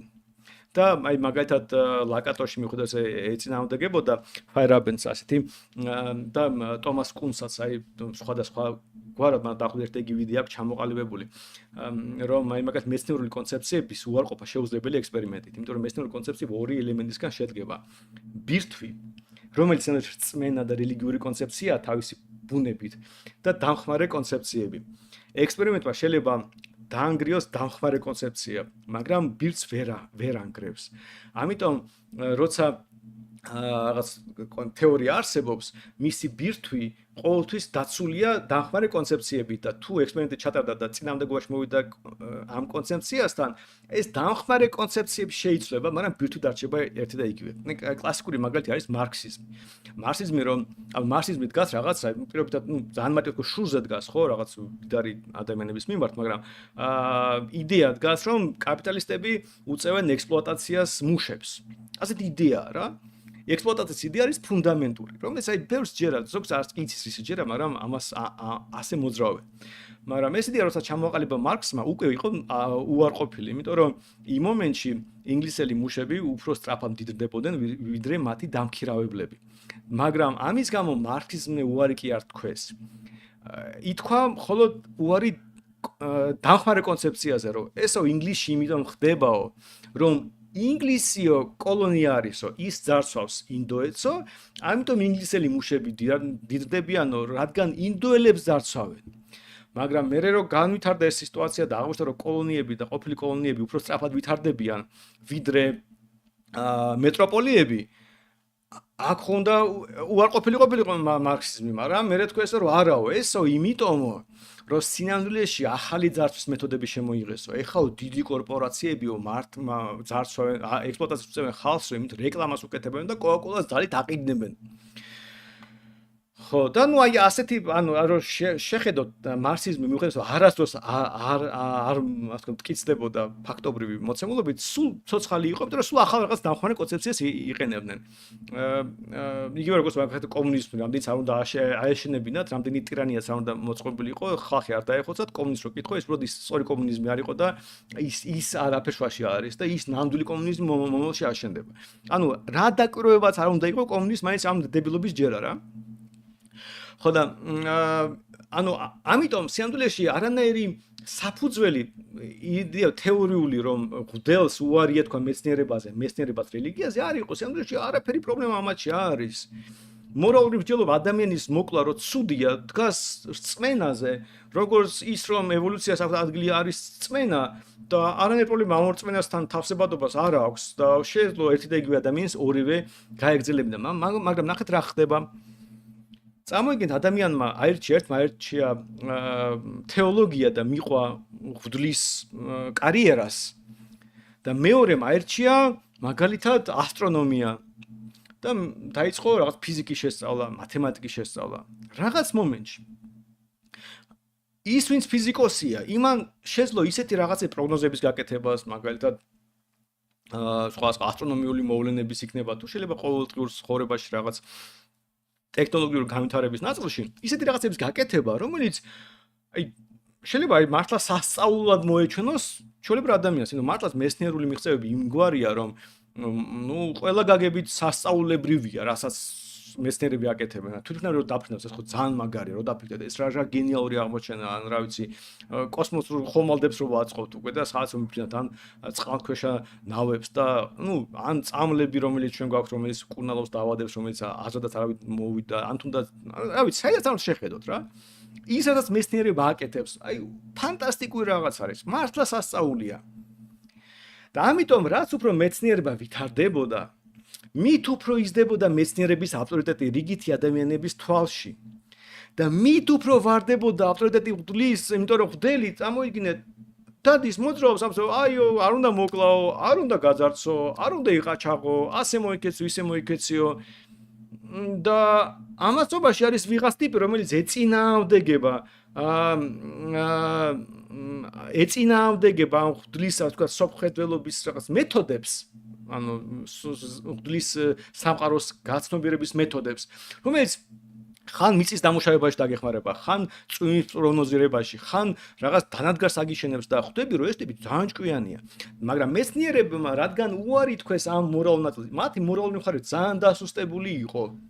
ზოგს უმართლებდა შეიძლება მშობლების ამ ნაწილში, მაგრამ ბევრ შემთხვევაში ამ პარტავნობა მეცნიერების რა ჭკვიანები ვართ, გამოიწვია მეცნიერების დაპირისპირება სასულიერო პირებთან. ხოლო სასულიერო პირები, იმიტომ რომ გაუნათლებლები აღმოჩნდნენ ბევრ შემთხვევაში მეცნიერებთან შედარებით, ვერ გაუწიეს კონკურენცია. დღევანდელ ღვთლებს შეხედეთ. მოდი ჩავატაროთ დისკუსია და დებატები ფიზიკაზე, ქიმიაზე, ეკონომიკაზე, პოლიტიკურ მეცნიერებებზე. აქეთ პროფესორები დავსვათ და იქეთ ღვთლები. ვინ გაიმარჯვებს თქვენი აზრით? ღვთლებს ხო არ არის შანსი არა აქვთ ქიმიის კონფერენციაზე გამოვიდნენ, აი რა ვიცი, ყველა მოდელი რო აიღო რაც სამყაროში არსებობს, შეიძლება ვინმე ქიმია იცოდეს, მაგრამ საბოლოო ჯამში ეს იქნება რაღაც სასწაული თუ ის გაუძლებს კონკურენციას წარმატებულ ქიმიკოსებს. ანუ ერთეულები შეიძლება იყოს უფრო დიდი ალბათობით ისევ ქიმიკოსია, რომელიც უბრალოდ რელიგიური ტიპი გახდა, ვიდრე ის რომ თეოლოგიით და წინაწელით შესწავლით ქიმია ისწავლა. ამიტომ სიამდვილეში უბრალოდ ღვთლებმა დაკარგეს ავტორიტეტი, იმიტომ რომ ვერ გაყვნენ მეცნიერულ პროგრესს. ბუნებრივი არ გაყვნენ, ეს არ მოხდა ერთ დღეში. არამედ დრო იყო და დღემდე გრძელდება, დღემდე ეს უსკული იზრდება და იზრდება, ანუ ამ რაღაც მეცნიერებს და ღვთლებს შორის, იმიტომ რომ ღვთლები სულ უფრო და უფრო უცოდინრები ხდებიან იმასთან შედარებით, როგორც მეცნიერება ვითარდება. და გამოვიდა, რომ ერთი მხრივ მეცნიერება ძალიან განვითარდა, რაც კარგია, მაგრამ მეორე მხრივ ეხლა დაუბრუნდეთ ჩვენ პოლიტიკურ ნაწილს. ნახეთ რა მოხდა. ადამიანებმა ასე ვთქვათ, აბდაიმეს გავუშვათ ახალი ავტორიტეტი მეცნიერების სახით, რომლებმაც ბევრ მათ ცხოვრების ასე ვთქვათ, გარემოზე დადებით გავლენა იქონიეს. მათ მოიპოვეს ავტორიტეტი მეფეებს, ან ძარცველებში, რომლებმაც მისცეს მეფეებს შვენიერი იარაღი კარგად მართოს მონები, თუნდაც ჩვეულებრივი იარაღს გულისხმობ, დახოცვის, ახალი ტექნოლოგიები, ომის წარმოების და შემდეგ. ამიტომ მეცნიერებმა მოიპოვეს უპირატესობა საზოგადოებრივ აზრში და ღვთლები დაქვეითდნენ. დაბუდიალობს ის ღვთელი რაღაცა არ მოკლათ აძარცოთო, აიო ქრისტეო, ესეო, ისეო, მაგრამ მის ავტორიტეტი სულ ვარდება, ყოველ ჯერზე ვარდება, მცირდება, მაგრამ ხო გახსოვდა პოლიტიკური ძალაუფლება ხო ამ ღვთელზე დგას. ხო და მეფე ამბობს რომ იცაო მე უნდა დამემორჩილოთო, მე აქ მაგარი ვარ, მე უნდა თუ გაგდარწოთო, თქვენი ცოლი გავაუპატიურო, ცემოთო, მოკლათო, ასე შემდეგო და რატომ რო ეუბნება ღვთელიო ღმერთიო და აღარ მუშაობს, იმიტომ რომ ღვთელიო, მაგრამ აგერ მეცნიერი რაღაც ხმას მეუბნებაო და მეცნიერს გიდასტურებსო რომ შენ უნდა დაგემორჩილო და არ გამოდის ეს უკვე მეცნიერება. ანუ ლოგიკური არგუმენტი რაც პრეტენზია ჰქონდათ იმ დროინდელ მეცნიერებს ვერ ახსნის რატომ უნდა ემორჩილებოდე ვიღაცას. ლოგიკას არ ექვემდებარება მორჩილების საკითხი. პოლიტიკა არ არის თარობა არ ჭირდება, იმიტომ რომ საჭიროება არსებობს. თარობა იმიტომ არსებობს, რომ ხალხი ძარცვოს. ამიტომ თარობა და პოლიტიკური სისტემა რომ მდგრადი იყოს, მონები ჭირდება, რომელსაც ჯერადო თარობა საჭიროა.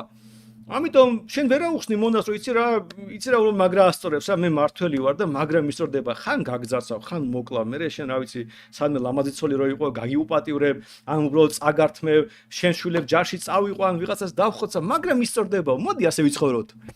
შენ რო ეს უთხრა მონებს, მონები ხო მონები აღარ იქნებიან. ამისაცად უყვებოდი ისტორიას, რომ ღმერთიო, ღმერთმაო, ჯოჯოხეთიო, ასე ისეო, მერეო, ჯოჯოხეთის შემდეგო ღდელიო, რომ ჯოჯოხეთში არ მოხვდეო და ღდელმა თქვა, რომ მეფე არისო, უნდა დაიმორჩილო. ამიტომ ეხლა რას იზამო, გაგძარცვა, მოკლა რაღაც, ნუ მეფე არისო რა, ბოლოს და ბოლოს ქრისტე ბოლოში გაარკვევსო რა ამბებს. შენ აქ უნდა დაიმორჩილო. მაგრამ ამ პროცესში, როცა ამ ღდლის ავტორიტეტი დაეცა, იმიტომ რომ ვიღას ტიპები მოძრაობენ, რომელიც ზოგიერთ აცინი ამ ღდელს, იმიტომ რომ ღდელმა არ იცის რაღაც ბუნებრივი რაღაც საჭიროებებზე პასუხი არ აქვს, ბევრი ის მოვლენა, რომელიც ფიზიკოსებმა და ზოგადად მეცნიერებმა ახსნეს ჩვეულებრივად და არა მარტო ახსნეს, არამედ დაიმორჩილეს კიდეც რაღაც ბუნებრივი მოვლენები, ღდლის გადმოსახედიდან ჯერ კიდე ღმერთის მიერ იყო მართული, ამიტომ დასაცინი გახდნენ ხშირად და ნელ-ნელა ღდლების ავტორიტეტი და ეკლესიის ავტორიტეტი ცირდებოდა. და ეს იყო გადამწყვეტი და ჩემი აზრით ძალიან საშიში, რომელიც დღემდე ბოლომდე არ გასულა ეს პროცესი და კიდე მოვიმკით, ასე ვთქვათ, ამ ყველაფრის შედეგს, იმიტომ რომ მე მგონია, რომ ძალიან ცუდი შედეგი გველის წინ და ამას აუცილებლად მივალთ, მაგრამ სინამდვილეში რა მოხდა, რომ ის მორალი, რომელიც კი მეფეები შეიძლება რაღაც მატყუარები და შეიძლება მატყუარები იყვნენ და ხალხს ძარცვავდნენ და ასე შემდეგ, მაგრამ ღდლები, რომელიც მეფეებს ხშირად ეხმარებოდნენ, ყველა ხო ასე არ იქცეოდა. ღდლები მათ შორის ისთვის პატრიოტი ღმერთელი იყო, რომელიც მართლა ღმერთის წამდა, ისინი ხო მორალის გამავრცელებლები იყვნენ. აი, კახი კავსაძის ვიდეო იყო, დედა მასწავლა ქურდობა რა ცუდია. ზოგადად დედებთან ერთად ღდლები ხო მთავარი წყარო იყო იმ მორალის გავრცელების, რომელზეც დგას ცივილიზაცია. რომელიც არის ბუნებრივი მორალი, რომელიც ჩვენი მორალია, რომელიც გვეუბნება რა არის ცუდი და კარგი და ამიტომ თუ ის ადამიანი, რომელმაც ეს უნდა გავრცელოს, მისი ავტორიტეტი რაღაცის გამო დაინგრა. ჩვენ საზოგადოებაში ხო აღარ გავრცელდება იგივენერად ეფექტიანად, იგივენერად გრადად. მაგალითად ის რომ არ უნდა მოიპარო. და თუ ეს იგივენერად გრადად არ განვითარდება, მაშინ ხო გამოვა რომ ვიღაცა მოიპარავს. აი ეს მოხდა ამ პერიოდში, როცა ეკლესია და მეცნიერება დაშორდა ერთმანეთს, ერთდროულად დაინგრა მორალური ფუნდამენტი, როგორც საზოგადოებრივ დაინგრა რა, დაიწყო ნგრევა, დაიწყო დასუსტება, როგორც ბუნებრივი მორალის ნაწილში, ასევე პოლიტიკური სისტემის ნაწილშიც. და ეს გრევა არ იყო ერთ დღე, არ მოხდა ერთ დღეში. ეს გრევა არ მოხდა, ასე ვთქვათ, ერთ ტერიტორიას, ერთ საუკუნეში. გრძელებოდა დიდი ხანი. დიდი გეოგრაფიული აღმოჩენები ძალიან დიდი გავლენა იქონია ეს მე მგონა თქვა იმაქ რომ ეთიოპიაში რო ჩავიდნენ ევროპელები და იქ შავკანიანი ქრისტე რო აღმოჩნიეს შოქში იყვნენ ხო ანუ მე ამერიკის აღმოჩენა ზოგადად ის სამყაროს ის სოფხედელობა მათ შორის იმიტომ რომ ძალიან ჩაკეტილი აღმოჩნდნენ ამ რელიგიურ სოფხედელობაში რომელიც მე ამ დილმა გეოგრაფიულ აღმოჩენებამ ტექნოლოგიურ პროგრესამ დაამსხვრია ფაქტობრივად ამან დაამსხვრია ამ კლუბის ავტორიტეტი და ფაქტობრივად მაშინ იწყება ბევრი რაღაცის გაყოფა მაგალითად იწყება გაყოფა განათლებისა და სკოლების ეკლესიის ჯერ ამას საუკუნეები დაჭირდება მაგრამ ზოგადად დაუშვებელი შეცნობა იყო სამდვილეში რელიგიის და მეცნიერების გაყოფა, იმიტომ რომ ბავშვი რო იზრდება სკოლაში რო სწავლობს ფიზიკასა და ქიმიასთან ერთად არანაკლებ თუ არა კიდევ უფრო მნიშვნელოვანი არის ის რომ ადამიანი ის რა ქვია იცოდეს რა არის თუ და კარგი და როგორ შეიძლება ასწავლიდეს სკოლაში ადამიანს არის მათემატიკას, ქიმიას და რაღაც არის თუ და კარგი სამდვილეში რელიგიური განათლება ამ შემთხვევაში არანაკლებ მნიშვნელოვანი იყო, მაგრამ ეს ხო გაიყო. ნელ-ნელა მიდიოდა. და ამიტომ დაიწყო აი ამ პერიოდში, როცა ეკონომიკური განვითარება ხდება, დიდი გეოგრაფიული აღმოჩენები ხდება, როცა ტექნოლოგიური განვითარება ხდება, დაიწყო დესაკრალიზაცია მართველობის. და მართველები უკვე აღარ გამოიყურებოდნენ ღმერთის დანიშნულებას. ღმერთის თუ ნაკლებად წამს. და ვიღაც ტიპი მოდის, ძარცვავს, კლავს, ასე შემდეგ. მე მეუბნები, შენ ვიხარო? ის მეუბნება, აიო, ღმერთიო, ღდელიო მეო. მეუბნება, ეს რაღაც ღმერთი გავიგე, კიდე ოკეი, მაგრამ ეს ღდელი ხო იცი რა უცნაური კაცია, აგერ ხან ამაში ეშლება, ხან იმაში ეშლება, რაღაცებში მასზე მეტი ვიცი. ამიტომ მოდი კარგად ამიხსენი შენ რატომ გემორჩილებიო? ამ ეტაპზე დესაკრალიზაციას პერიოდს რო შეხედოთ, სულ უფრო და უფრო იმატებს მაგალითად რევოლუციები.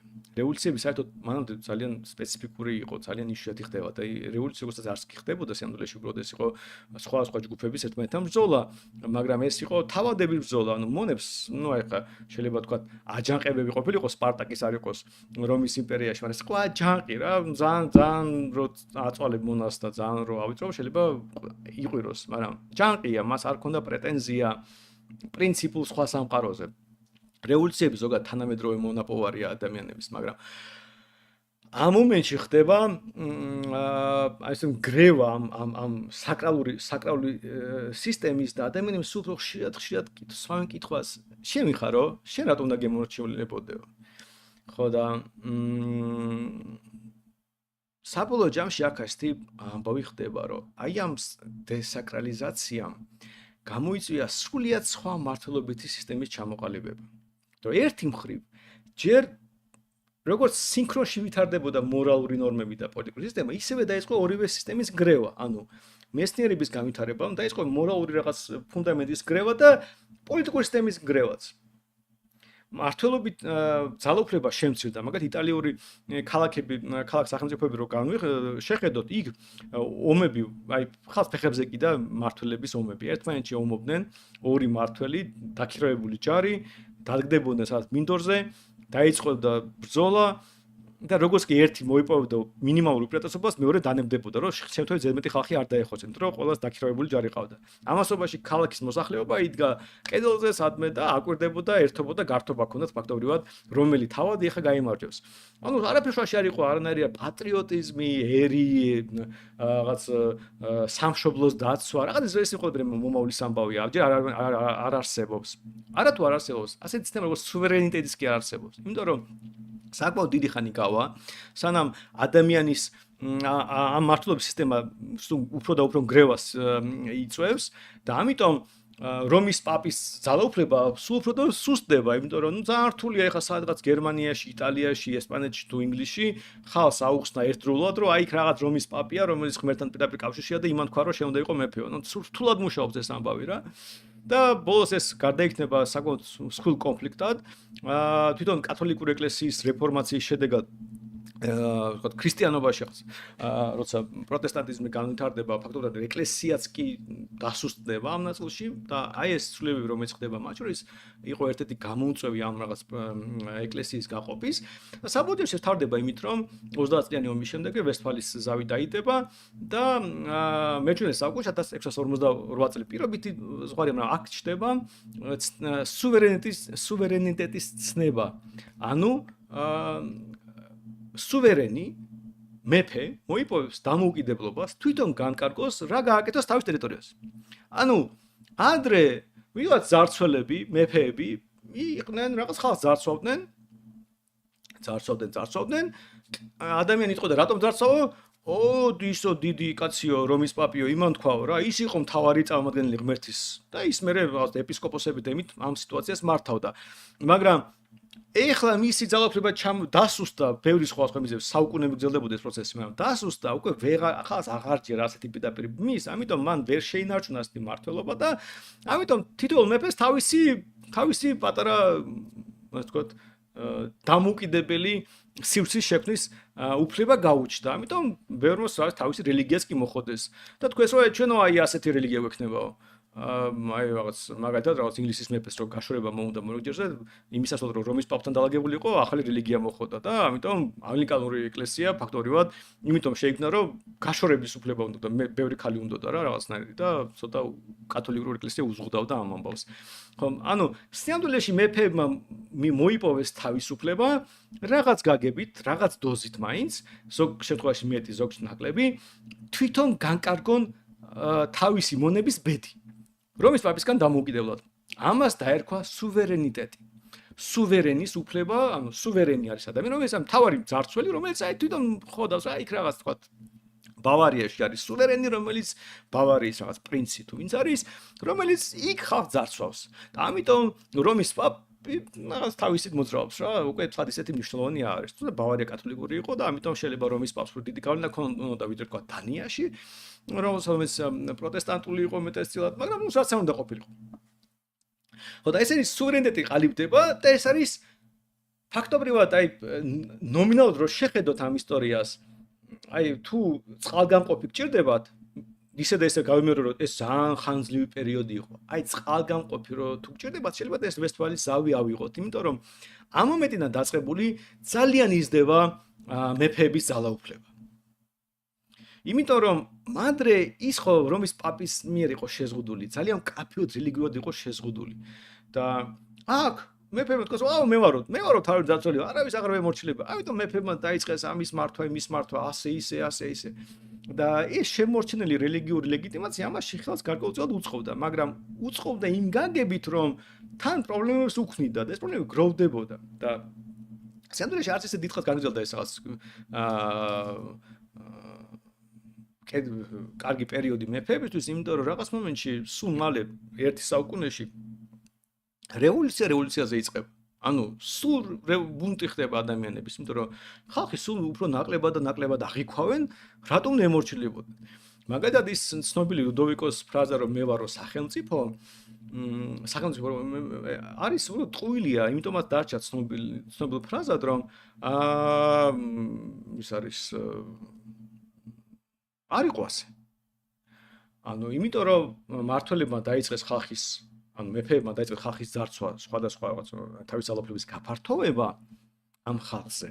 მათ დაჭდათ ბიუროკრატიული სტრუქტურების აწყობა, რომელიც ისედაც არსებობდა ბუნებრივია, მაგრამ სულ უფრო და უფრო ფართოვდებოდა. ჩნდება უცებ გვარები ჩნდება, ანუ თუ გვარები ადრე თავადების იყო, მერე მეფეებს დაჭდა ამ ხალხის აღწერა და ტექნოლოგიური განვითარება ხელს უწყობდა ტექნოლოგიური განვითარება ხელს უწყობდა ასევე იმას, რომ ხალხი უკეთესად მართო, უკეთესად აღწერო და რომ დაიწყო აღწერა ამ ადამიანების, რა ვიცი, ვინ ხარ, რა ვიცი, პეტრე ვარ, რომელი პეტრე, აი გიორგის ძე. პეტრე გიორგაძე.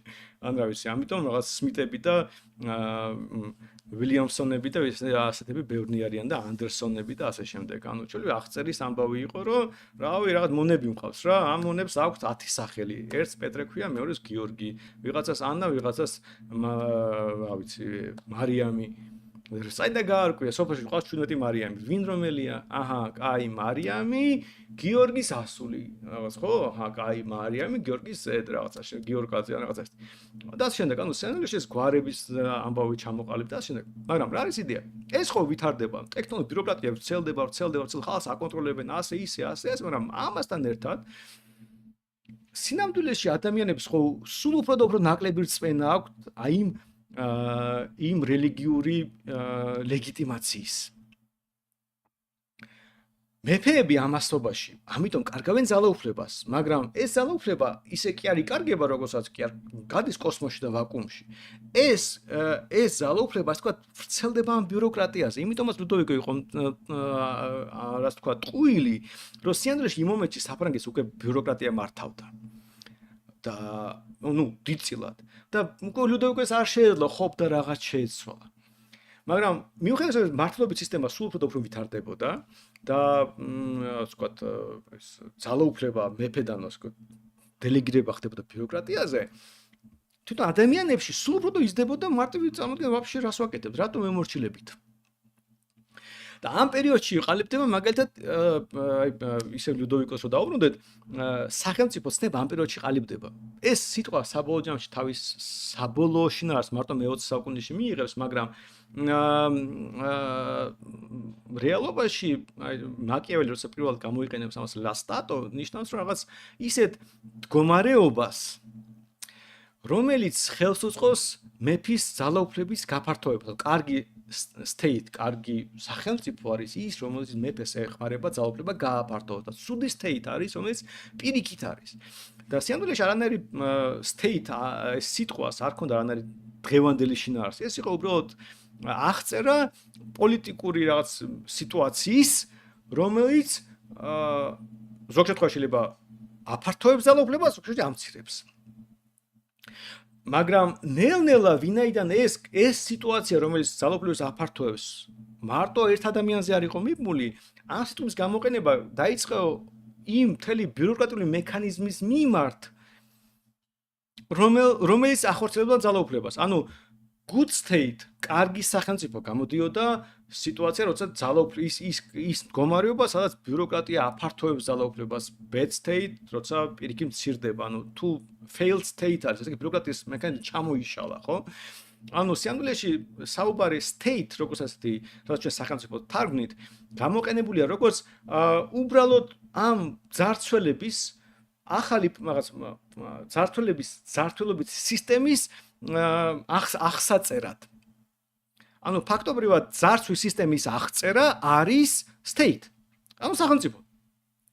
ოღონდ ვინაიდან იმ მომენტში ეს ჯერ ფორმირდება და ერთპიროვნული მმართველობა მეფეების, იმპერატორების მმართველობა, რომელიც ღმერთთან იყო კავშირში, ინგრევა და ეხლა რაღაც სხვა ხდება, იმიტომ რომ ადამიანები უკვე კითხვა სვავენ, რატომ გემორჩილები, უკვე ვერ ხვდებიან, რატომ ემორჩილებიან. მერე ბიუროკრატია იზრდება ნელ-ნელა და რა ვიცი, მეფეს მარტო მეფეს კი არ ემორჩილებიან, ვიღაც ტიპებს ემორჩილებიან რეგიონებში და ასე შემდეგ და ასე შემდეგ და ასე შემდეგ.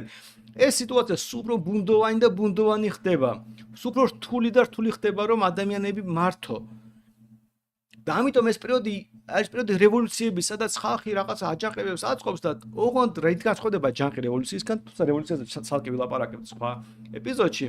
თავარი ამბავი ამ ისტორიაში არის ის, რომ რევოლუცია პრინციპულად ცვლის, ანუ რევოლუციონერს პრეტენზია აქვს, რომ პრინციპულად შესვლის სამყაროს. და მაგალითად საფრანგეთის რევოლუცია რომ მოხდა, ის არა მარტო მეფეს ებრძოდა, არამედ რელიგიას. ის კაფეო და ანტირელიგიური იყო, იმიტომ რომ ძალიან გასაგები იყო, რომ მეფე ამ ეკლესიით არის იქ. ჯერ კიდე ეს ბმა იყო. ამიტომ შენ თუ იმ ეკლესიას არ დაანგრევდი, იმ მეფესაც ვერ მოიშორებდი, იმიტომ რომ მოვიდოდა მე კარდინალი და გეტყოდა რომ ესე იგი აგერ ეს არის მეფეო და დამთავრდა. ამიტომ ხალხმა რომელიც თავისი სტანდარტული რელიგია ქრისტიანობა ამ შემთხვევაში ჩაანაცვლა რაღაც მეცნიერებით. გადაწყვეტა რომ მეცნიერული სამხედროობა უკეთესია, იმიტომ რომ ბევრ შემთხვევაში ჯობნიდა რელიგიურ სამხედროობას, რომელიც ღვთლები ავრცელებდნენ.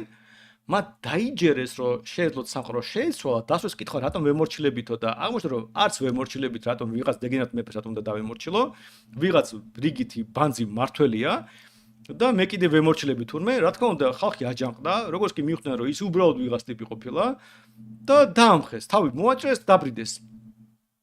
მაგრამ მე რევოლუციით ხალხი რომ მოვიდა, იმათ ხო ხელისუფლებაში უნდა, ანუ ხო ძალაუფლება ჭირდებათ. და ის ხალხი ხო ისევ კითხვას უწევდა, შენ რატომ უნდა დაგემორჩილო? და ამაზე პასუხი არ არსებობს.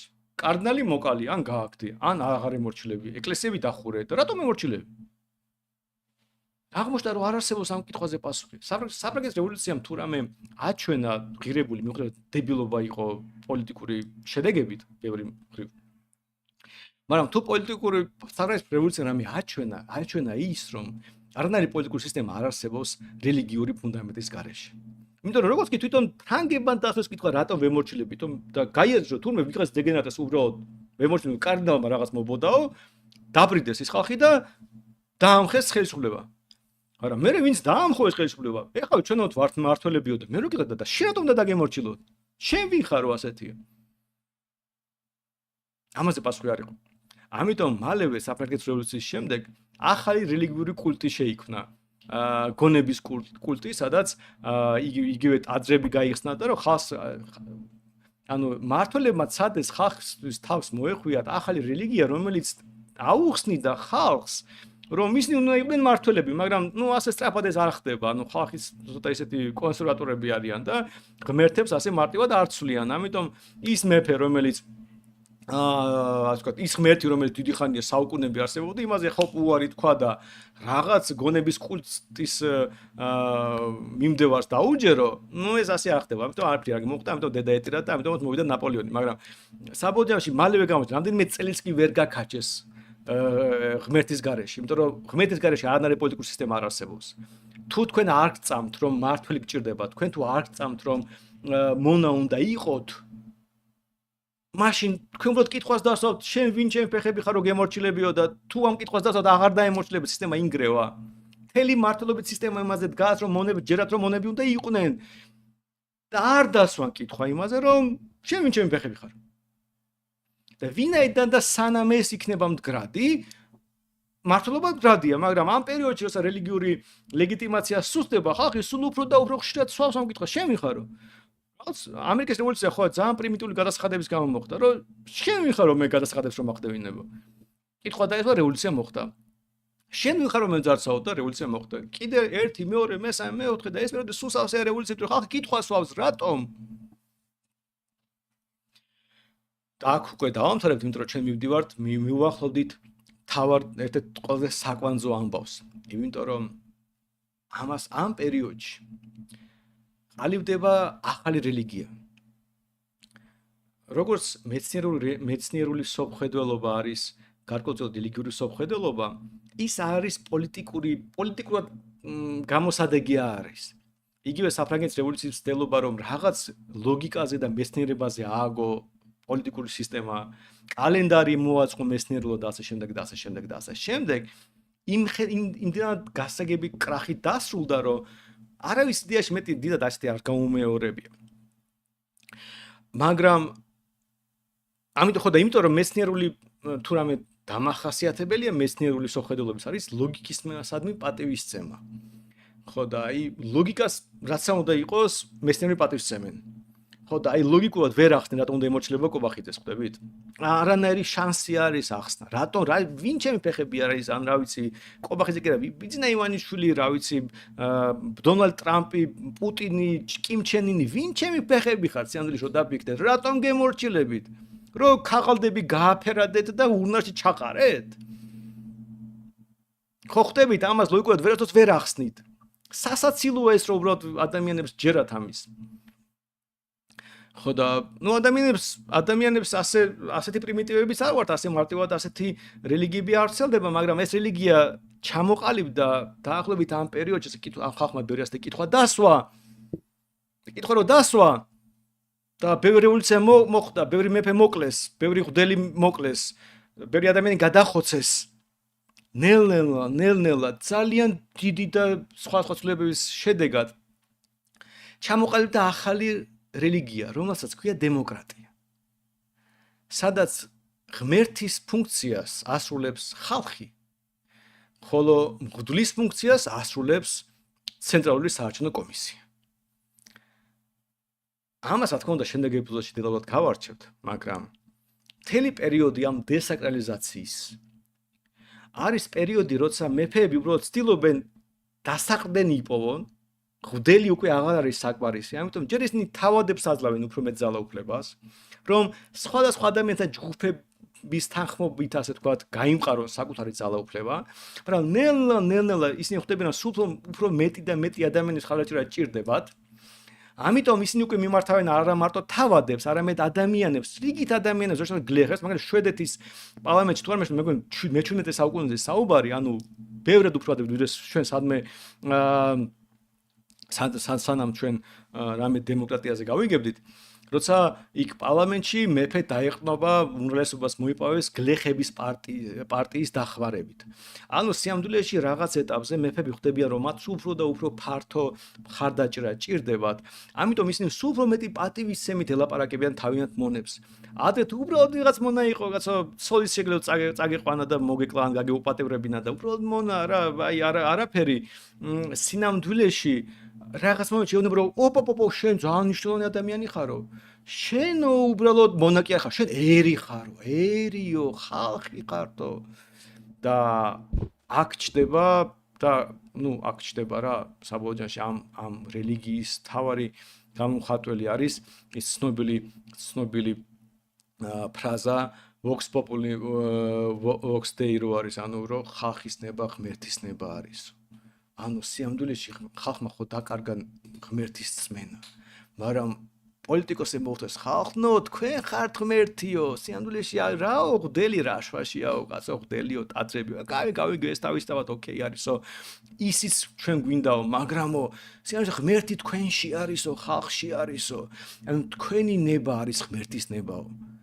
და ამ მონებმა ვაო ჩვენ თურმე ყოფილვართ მაგარი ტიპებიო ჩვენ თურმე ჩვენში არისო ღმერთიო რა და როგორ გამოვლინოთ ეს ნებაო მეფეო აიო კიო და აუ რა სამბობო მოდით ეხლა ნახოთო თქვენ რა გინდათ მოდით კითხოთ ნუ აქ კონდა ხა თავიდან ყოველას რა კითხებოდნენ იმიტომ რომ ეხლა თლად ნამიტანი იყო რომ ყოველასთვის გეთქვა რომ ღმერთის ნება შენ თავში არისო ამიტომ უმეტესად თეთკანიან დიდარ კაცებზე იყო საუბარი მე-20 საუკუნის მეორე ნახევარში ქალებმა მიიღეს ზოგიერთ ქვეყანაში ხმის უფლება მაგრამ ნუ რაც არ უნდა იყოს წინა შემთხვევაში რომ მეფე იყო და რამდენიმე თავადი რამდენიმე 1000 ჩოლებრივი ტიპის შედარებით მდიდარი და სოციალური მაღალი ფენისთვის თქვა რომ ხალხო თქვენ ხართ ჯიგრებიო თქვენი ნება მაგარიო და ხალხია გაბედიერდა იმიტომ რომ მამდე მონები იყვნენ რა ძარცობდნენ რაღაცაო რატომ ღმერთიო ეკლესიაო და არაო ეხლა არაფერი ასეთი არ კაცო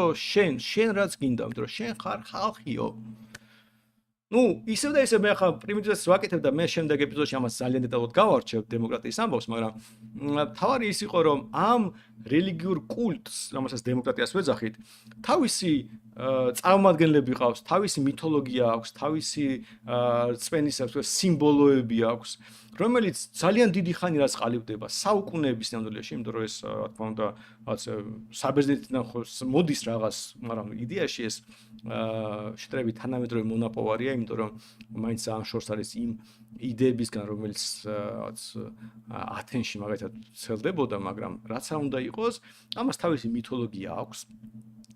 და თავისი მღვდლებიც ყავს, თავისი ტაძრები ყავს, პარლამენტი მაგალითად, სადაც იკრიბებიან ვიღაც ადამიანები, რომლებიც რაღაც რიტუალის შედეგად იყვნენ არჩეული და ხალხს აქვს წმენა, რომ მათი ეს ნება, რომელიც ღმერთის ნება ამასობაში, რაღაც უცნაური გზით ტრანსფორმირდება და გადადის ამ პარლამენტარების თავში. რომლებიც მე დისკუსიების და რაღაცა ის თქვა ამ ნების სხვა ელემენტების გამოხატვის შედეგად აყალიბებენ ხალხის ნებას და ანუ ხალხის, ანუ ღმერთის ნების თანახმად იღებენ გადაწყვეტილებებს. ეს რიტუალი რო კარგად იყო ჩატარებული, ამისთვის არსებობდა სპეციალური ხალხი, რომელსაც ჩვენ ვეძახით ჩვენ ქვეყანაში მაგალითად ცენტრალური საარჩევნო კომისია, ან ვიღაც დამატებითი პერსონალი, რომელიც ამ ყველაფერს აწყობს. ჩვენ ვაწყობთ პირველად რიტუალებს და ვავლენთ ღმერთის, ანუ ხალხის ნებას და მერე ბედნიერად ვემორჩილებით ამ ხალხის ჩვენი, ანუ ღმერთის გამოვლენის გამომვლენ ტიპებს. აი ეს არის რითაც შეიძლება მთელი სამყარო, იმიტომ რომ დაახლოებით მე-19 საუკუნეში ეს კონცეფცია ასეთ თუ ისე ჩამოყალიბდება. მამდე ეს ძალიან ნელა მიმდინარეობს.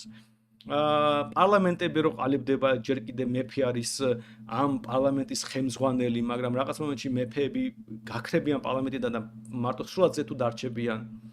პარლამენტი სტრუქტურებიც კი რაღაცნაირად ხშირად იმეორებს ადამიანის სხეულს, სადაც რაღაც სხვადასხვა შტოებია, რაღაც ხალხი ზის და მეფე თავია ამ ყველაფრის და სათავეში დგას და მე მართავს ამ ხალხს, რომელსაც გამოხატავს პარლამენტი და მე ნელა მეფე ქრება და ბოლოს პარლამენტი ხდება ხალხის ნების უზენაესი გამომხატველი. ნუ ბევრ შემთხვევაში მეფე ქრება ან სიმბოლურ ფუნქციას იკავებს. და ირგვლივ ამ პარლამენტის დემოკრატიის ამ კულტის ირგვლივ ყალიბდება ინსტიტუტები, რომლებიც ადამიანებს ბავშვობიდან ასწავლიან, რომ ეს ნაღდი კულტი არის. ნაღდი კულტია, რომელიც სიამდვილეში უნდა დაემორჩილო. ადამიანი რო კითხვას დასვათ, რატომ ვემორჩილები კობახიძესო? მასათმენ არ ეტყვიან, რომ იცი რა, ორჩე უბრალოდ აი დეგენერატები ხართ ხალხო კაცო, არ უნდა ემორჩილებოდეთ. რატომ უნდა ემორჩილებოდეთ? ვინ არის ის რომ ემორჩილებით? რა დამსახურებით არის? არა, ამას არ ეტყვიან.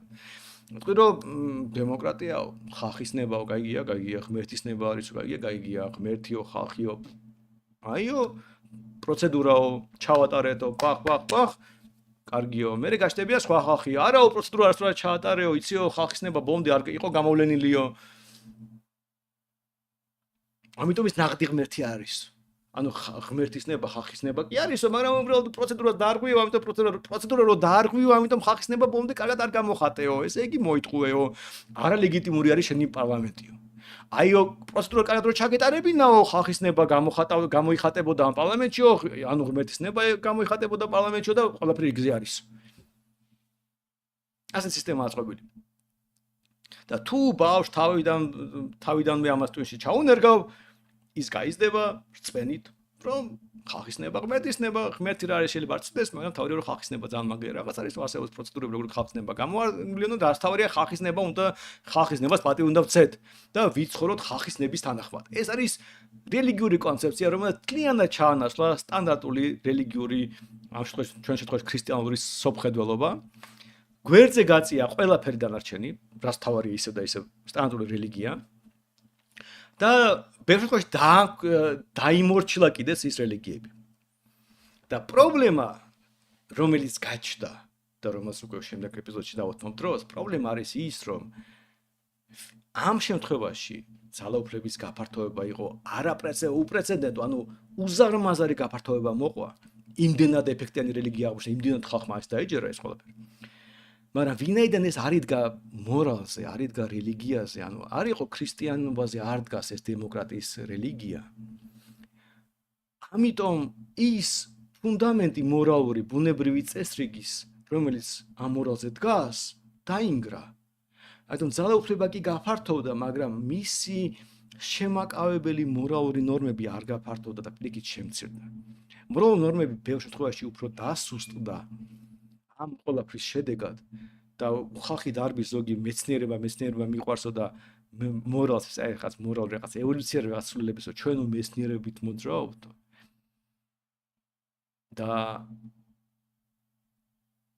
შედეგად ის რაც უნდა ყოფილიყო პოლიტიკური ძალაუფლების შემაკავებელი ბუნებრივად როგორც კაცებრივად ვითარდებოდა მთელი თავისი ისტორია სინამდვილეში აღმოჩნდა დასუსტებული იმდენად რომ შემაკავებელი ფუნქციას თითქმის ვეღარც ასრულებს. და აღმოჩნდა რომ პოლიტიკურმა ძალაუფლებამ იპოვა წყარო თავისი გაძლიერების და გაფართოვების, რომელიც აღარ არის მიმული და შებოჭილი მორალით. ამიტომ ჩვენ დავინახეთ უპრეცედენტოს და ძალაუფლების და ისეთი მოვლენები, რომლებიც ადრე უბრალოდ წარმოუდგენელი შეიძლება ყოფილიყო. მიუხედავად რომ სისასტიკე და ადამიანის კვლევა ყოველთვის იყო, რომ ზოგადად პოლიტიკური ძალაუფლება ამაზე იყო, რომ ზარცულები და უსინდისო ამორალური ტიპები ხალხს ზარცვავდნენ და მონებს ამონებდნენ და ასე შემდეგ და შემდეგ, მაგრამ მასშტაბი ამ ყველაფრის სულად უპრეცედენტო აღმოჩნდა. მათ შორის იმიტომ რომ ტექნოლოგიურ განვითარებას მოყვა, მათ შორის იმიტომ რომ ზოგადად პოლიტიკური სისტემები განვითარდა. მაგრამ ეს მორალური ღერძი ძალიან დასუსტდა და ისაც მაგალითად მე-20 საუკუნეში ხდებოდა, ბევრ შემთხვევაში იქნებოდა შეუძლებელი რომ მორალური ნორმები განვითარებულიყო პროპორციულად პოლიტიკური ძალაუფლების. მაგრამ მორალური ნორმები ვერ განვითარდნენ და პოლიტიკური ძალაუფლება გაიზარდა. აი ეს არის რაც მოხდა, რამაც ყველაფერი შეცვალა და შემდეგ ეპიზოდში უკვე გავარჩევთ დეტალურად რა ტიპის დამახასიათებელი ყავს ამ რელიგიას, რომელსაც დემოკრატიას ვეძახით. ვინ არის ამ კულტის, ასე ვთქვათ, მთავარი მოღვაწეები, გამავრცელებლები, ვინ იცავს ამ კულტს, რა მითოლოგია დგას ამ კულტის უკან, რომ რიგითი ადამიანი ჯეროდეს რომ მონა. და ყველა წარსული მონური სისტემისგან ამ შემთხვევაში მიღწეულია შემთხვევაში ისეთი რაღაც, რომ ხალხს უხარია. ელიზაბეტას ჰქონდა ფრაზა ასეთი, რომ ძალიან რთულია რომ დაბეგრო ხალხი და თან უხაროდესო, ანუ შეუძლებელია რომ დაბეგრო ხალხი და უხაროდესო და შემდგომში დემოკრატიამ ეს მიაღწიას, ხალხს ევასებათ რომ იბეგრება და რომ უთხრა მოდი არ დაიბეგრო, უთხრა ოპ რა სამბობო, მე რო ფული არ წამართვანო, დაიქცევა სამყარო. ანუ ფაქტობრივად ადრე წარსულში შეუძლებელი ამოცანა იყო მიღწეული, როცა ადამიანებს ფულს არ თმევდნენ, მათ კიდე უხარიათ.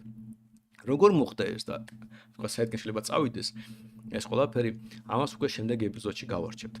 ხო, საათნახევრი კი ვილაპარაკე, მაგრამ ეხლა შევხედავ YouTube-ს რა ხდებოდა იქ და ვეცდები ვუპასუხო კითხვებს თუ რამე კითხვები გიყოს. სხვათა შორის, ვინაიდან თუ კითხვები გაქვთ, კარგი იქნება რომ ეს კითხვები კაფეოდ იყოს ასე ვთქვათ, გამოყოფილი, რომ მე ჩავყვე და რამე დისკუსია თუ არის, ამ დისკუსიაში არ ამერიოს.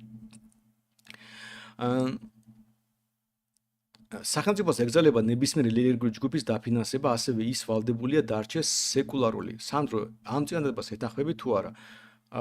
არა, სახელმწიფოს ეგზალება ნიშნავს, რომ ჩვენ არ უნდა წავართვეთ ერთმანეთის ფული, რომ ეკლესიაში მივიტანოთ. ზოგადად მე ვეთანხმები, რომ არ უნდა წავართვათ ფული ერთმანეთის რომ ეკლესიაში მივიტანოთ. ის რომ ჩვენ მთავრობა აფინანსებს ეკლესიას არის ეკლესიის მიმართ უპატივცემლობა. შეიძლება თვითონ ეკლესიის წარმომადგენლები მას ვერ ხვდებიან, მაგრამ და რელიგიური ხალხი, მაგრამ ბიუჯეტში ფული შედის ძალადობის შედეგად. ხალხს ძალით ართმევენ ფულს. და წარმოიდგინეთ ეკლესია რაღაც დიდი ნაწილით ფინანსდება იმ ფულით, რომელიც ყაჩაღობით არის მოპოვებული. და მე მგონი ქრისტიან ხალხს არ უნდა უხაროდეს ამ ყოლაფრით. ამიტომ მე ზოგადად მივიშნევ, რომ რა თქმა უნდა, ეკლესიას არ უნდა აფინანსებდეს სახელმწიფო, იმიტომ რომ ეს ნიშნავს, რომ ხალხს ვართმევთ ფულს და ვადევთ ეკლესიას. მაგრამ ეს უკვე ეკლესიის პრობლემაა. მე არ ვარ ამის აპოლოგეტი, ასე ვთქვათ. მე ამის გამო არ ვივწვი, იმიტომ რომ მე ეკლესიას იმდენი ფულიც არ მიდის, რომ ამის გამო თავი გავიგიჟო ეროვნული ბანკი ფულმეც დაცავს ხალხს. იმიტომ რომ საბოლოოში თუ ეკლესიაში ქრისტიანობა გაიმარჯვებს და მართა ქრისტიანულად შეხედავენ იმას, რაც ხდება, მე მგონი ეკლესია თვითონ იტყვის უარს ამ ფულს. უბრალოდ ვინაიდან მათ შორის იმ ხალხს შორის რომელიც თავის თავს ქრისტიანებს ეძახიან, უბრალოდ წარმოდგენა არ აქვს რა არის ქრისტიანობა, ან უბრალოდ წარმოდგენა არ აქვს რა არის სახელმწიფო, როგორ ეს პოლიტიკური სისტემა მოწყობილი.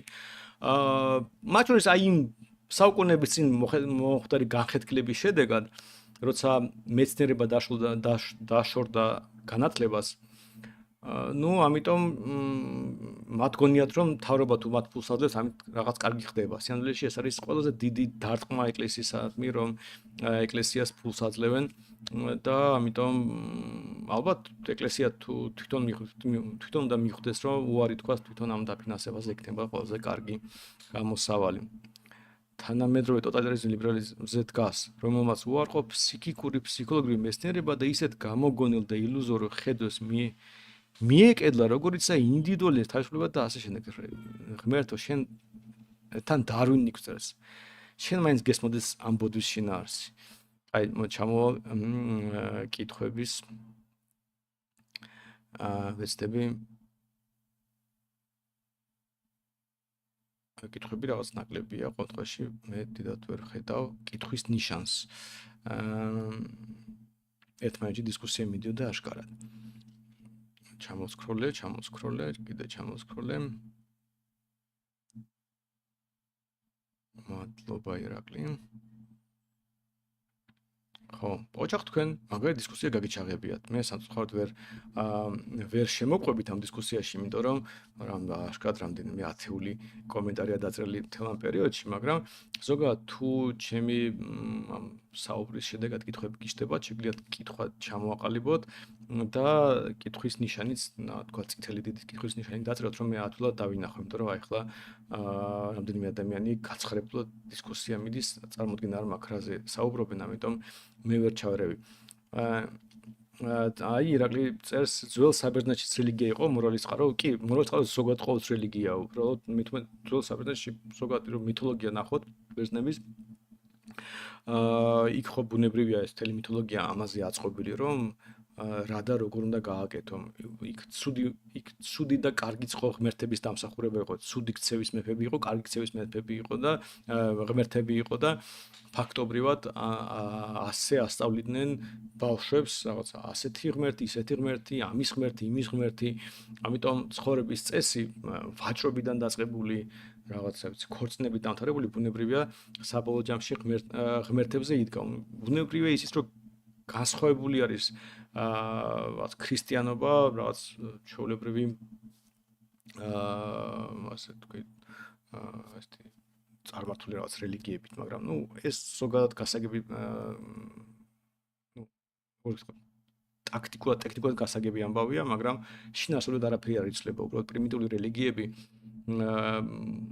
პრიმიტიული იმიტომაც იყვნენ, რომ ძალიან თავს არ იგიჟებდნენ ერთი ღმერთის კონცეფცია ძალიან რთულია, ის ითხოვს რაღაც ტიპის ლოგიკურ მდგრადობას და თანმიმდევრულობას, იმიტომ რომ ყველაფერი ხო ერთ ღმერთზე მიდის და ამიტომ რაღაც ლოგიკური ჯაჭვია საჭიროა აწყო და ეს არც ისე მარტივია, ამიტომ საუკუნეები დაჭირდა საუბრობთ რომ ეს რაღაც მდგრადი ერთი ღმერთის მდგრადი კონცეფცია ჩამოყალიბებული იყო და თანამედროვე პრიმიტიული რელიგიები უბრალოდ ბევრი ღმერთი იყო, იმიტომ რომ რავი წვიმა ერთი ღმერთის პასუხისმგებლობა ნაყოფიერი მიწა მეორესი, ომი მესამესი და ეს უფრო მარტივია ასე აღწერო. მაგრამ მითოლოგიას რო გადახედო, ზოგადად კი ეს მითოსები იყო გაკვეთილები ბავშვებისთვის ფაქტობრივად როგორ უნდა იცხოვრო. რა არის სწორი და არასწორი და ამ მითოსების გმირები ბუნებრივი ღმერთები იყვნენ პირველ რიგში და ამიტომ ღმერთის მეშვეობით ხდებოდა მორალის განვითარება. სანდრო, მიიჩნევ თუ არა თავისუფლებას როგორც მეტაფიზიკურ ცნებას, თუ ეს უბრალოდ ჩვენი პირადი სურვილია, რა უბედურებაა. ეს რაღაც მოსოციალისტო ადამიანი ხარ, მეგონი ჩარლზ დარვინი. თანამედროვე მემარცხენებმა იციან უაზროდ სიტყვების ერთობლიობით წინადადების წერა. კონკრეტულად კითხვა რო დასვა.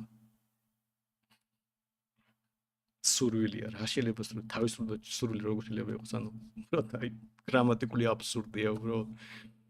თავისუფლება არის რაღაც მდგომარეობა. ჩვენ შეიძლება გვინდოდეს თავისუფლება, თავისთავად თავისუფლება სრული არის, მიზანი შეიძლება იყოს და ამ შემდეგ. ხო და ამიტომ ბოდიში ჩარლზ დარვინ აზრი ჩამოაყალიბე გასაგებად ზუსტად რა გაღელვებს. თუმცა თავისუფლების ამბავზე ჩვენ ბუნებრივად ვილაპარაკებთ ცოტა მოგვიანებით. ხო, მე მგონი ამით კითხვები ამოიწურა.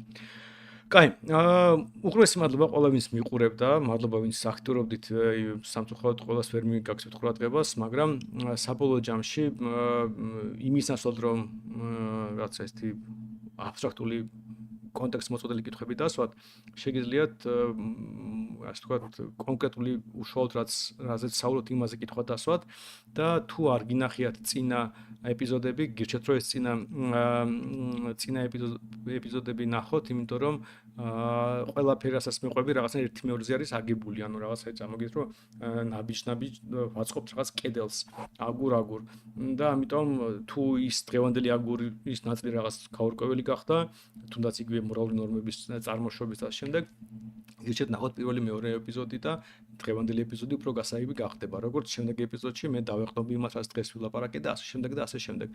ასე რომ წინ კიდე საკმაოდ დიდი ასეთ მოგზაურობა გვაქვს ამ პოლიტიკური სამყაროს ჩამოყალიბების აღწერაში, იმიტომ რომ ძალიან ბევრი არა მარტო რაღაც ძირითადი ღერძი უნდა გავარჩიოთ როგორც თანამედროვე სახელმწიფოს ჩამოყალიბება, არამედ ის რაღაც გვერდითი ეფექტები, რომლებიც შეიძლება ერთად ფულზეც მიდიოდეს საუბარი, თუ მაგალითად კოვიდზეც და ასე შემდეგ. იმიტომ რომ ეს რაღაცნაირად ამ ყველაფრის გამოხატვის ერთ-ერთი ამ პოლიტიკური ინსტიტუტების ევოლუციის გამოხატვის ერთ-ერთი წყაროა თუ ფორმა. ხო, ასე რომ მადლობა რომ მიყურებდით, თუ მოგეწონათ დალაიქეთ, არ დაგავიწყდეთ და შემდეგ 4 შაბათამდე იმედია, შემდეგ 4 შაბათს არ გავასწენ, მაგრამ თუ შეიძლება გავასწინო, იმიტომ რომ რაც საქართველოში არ ვექნები და გზა შეიძლება აღმოჩნდე, მაგრამ თუ გავასწინე, ესე იგი 2-4 შაბათ ორ კვირაში შეგხვდებით. მადლობა რომ ჩემთან იყავით და შემდეგ შეხვედრამდე.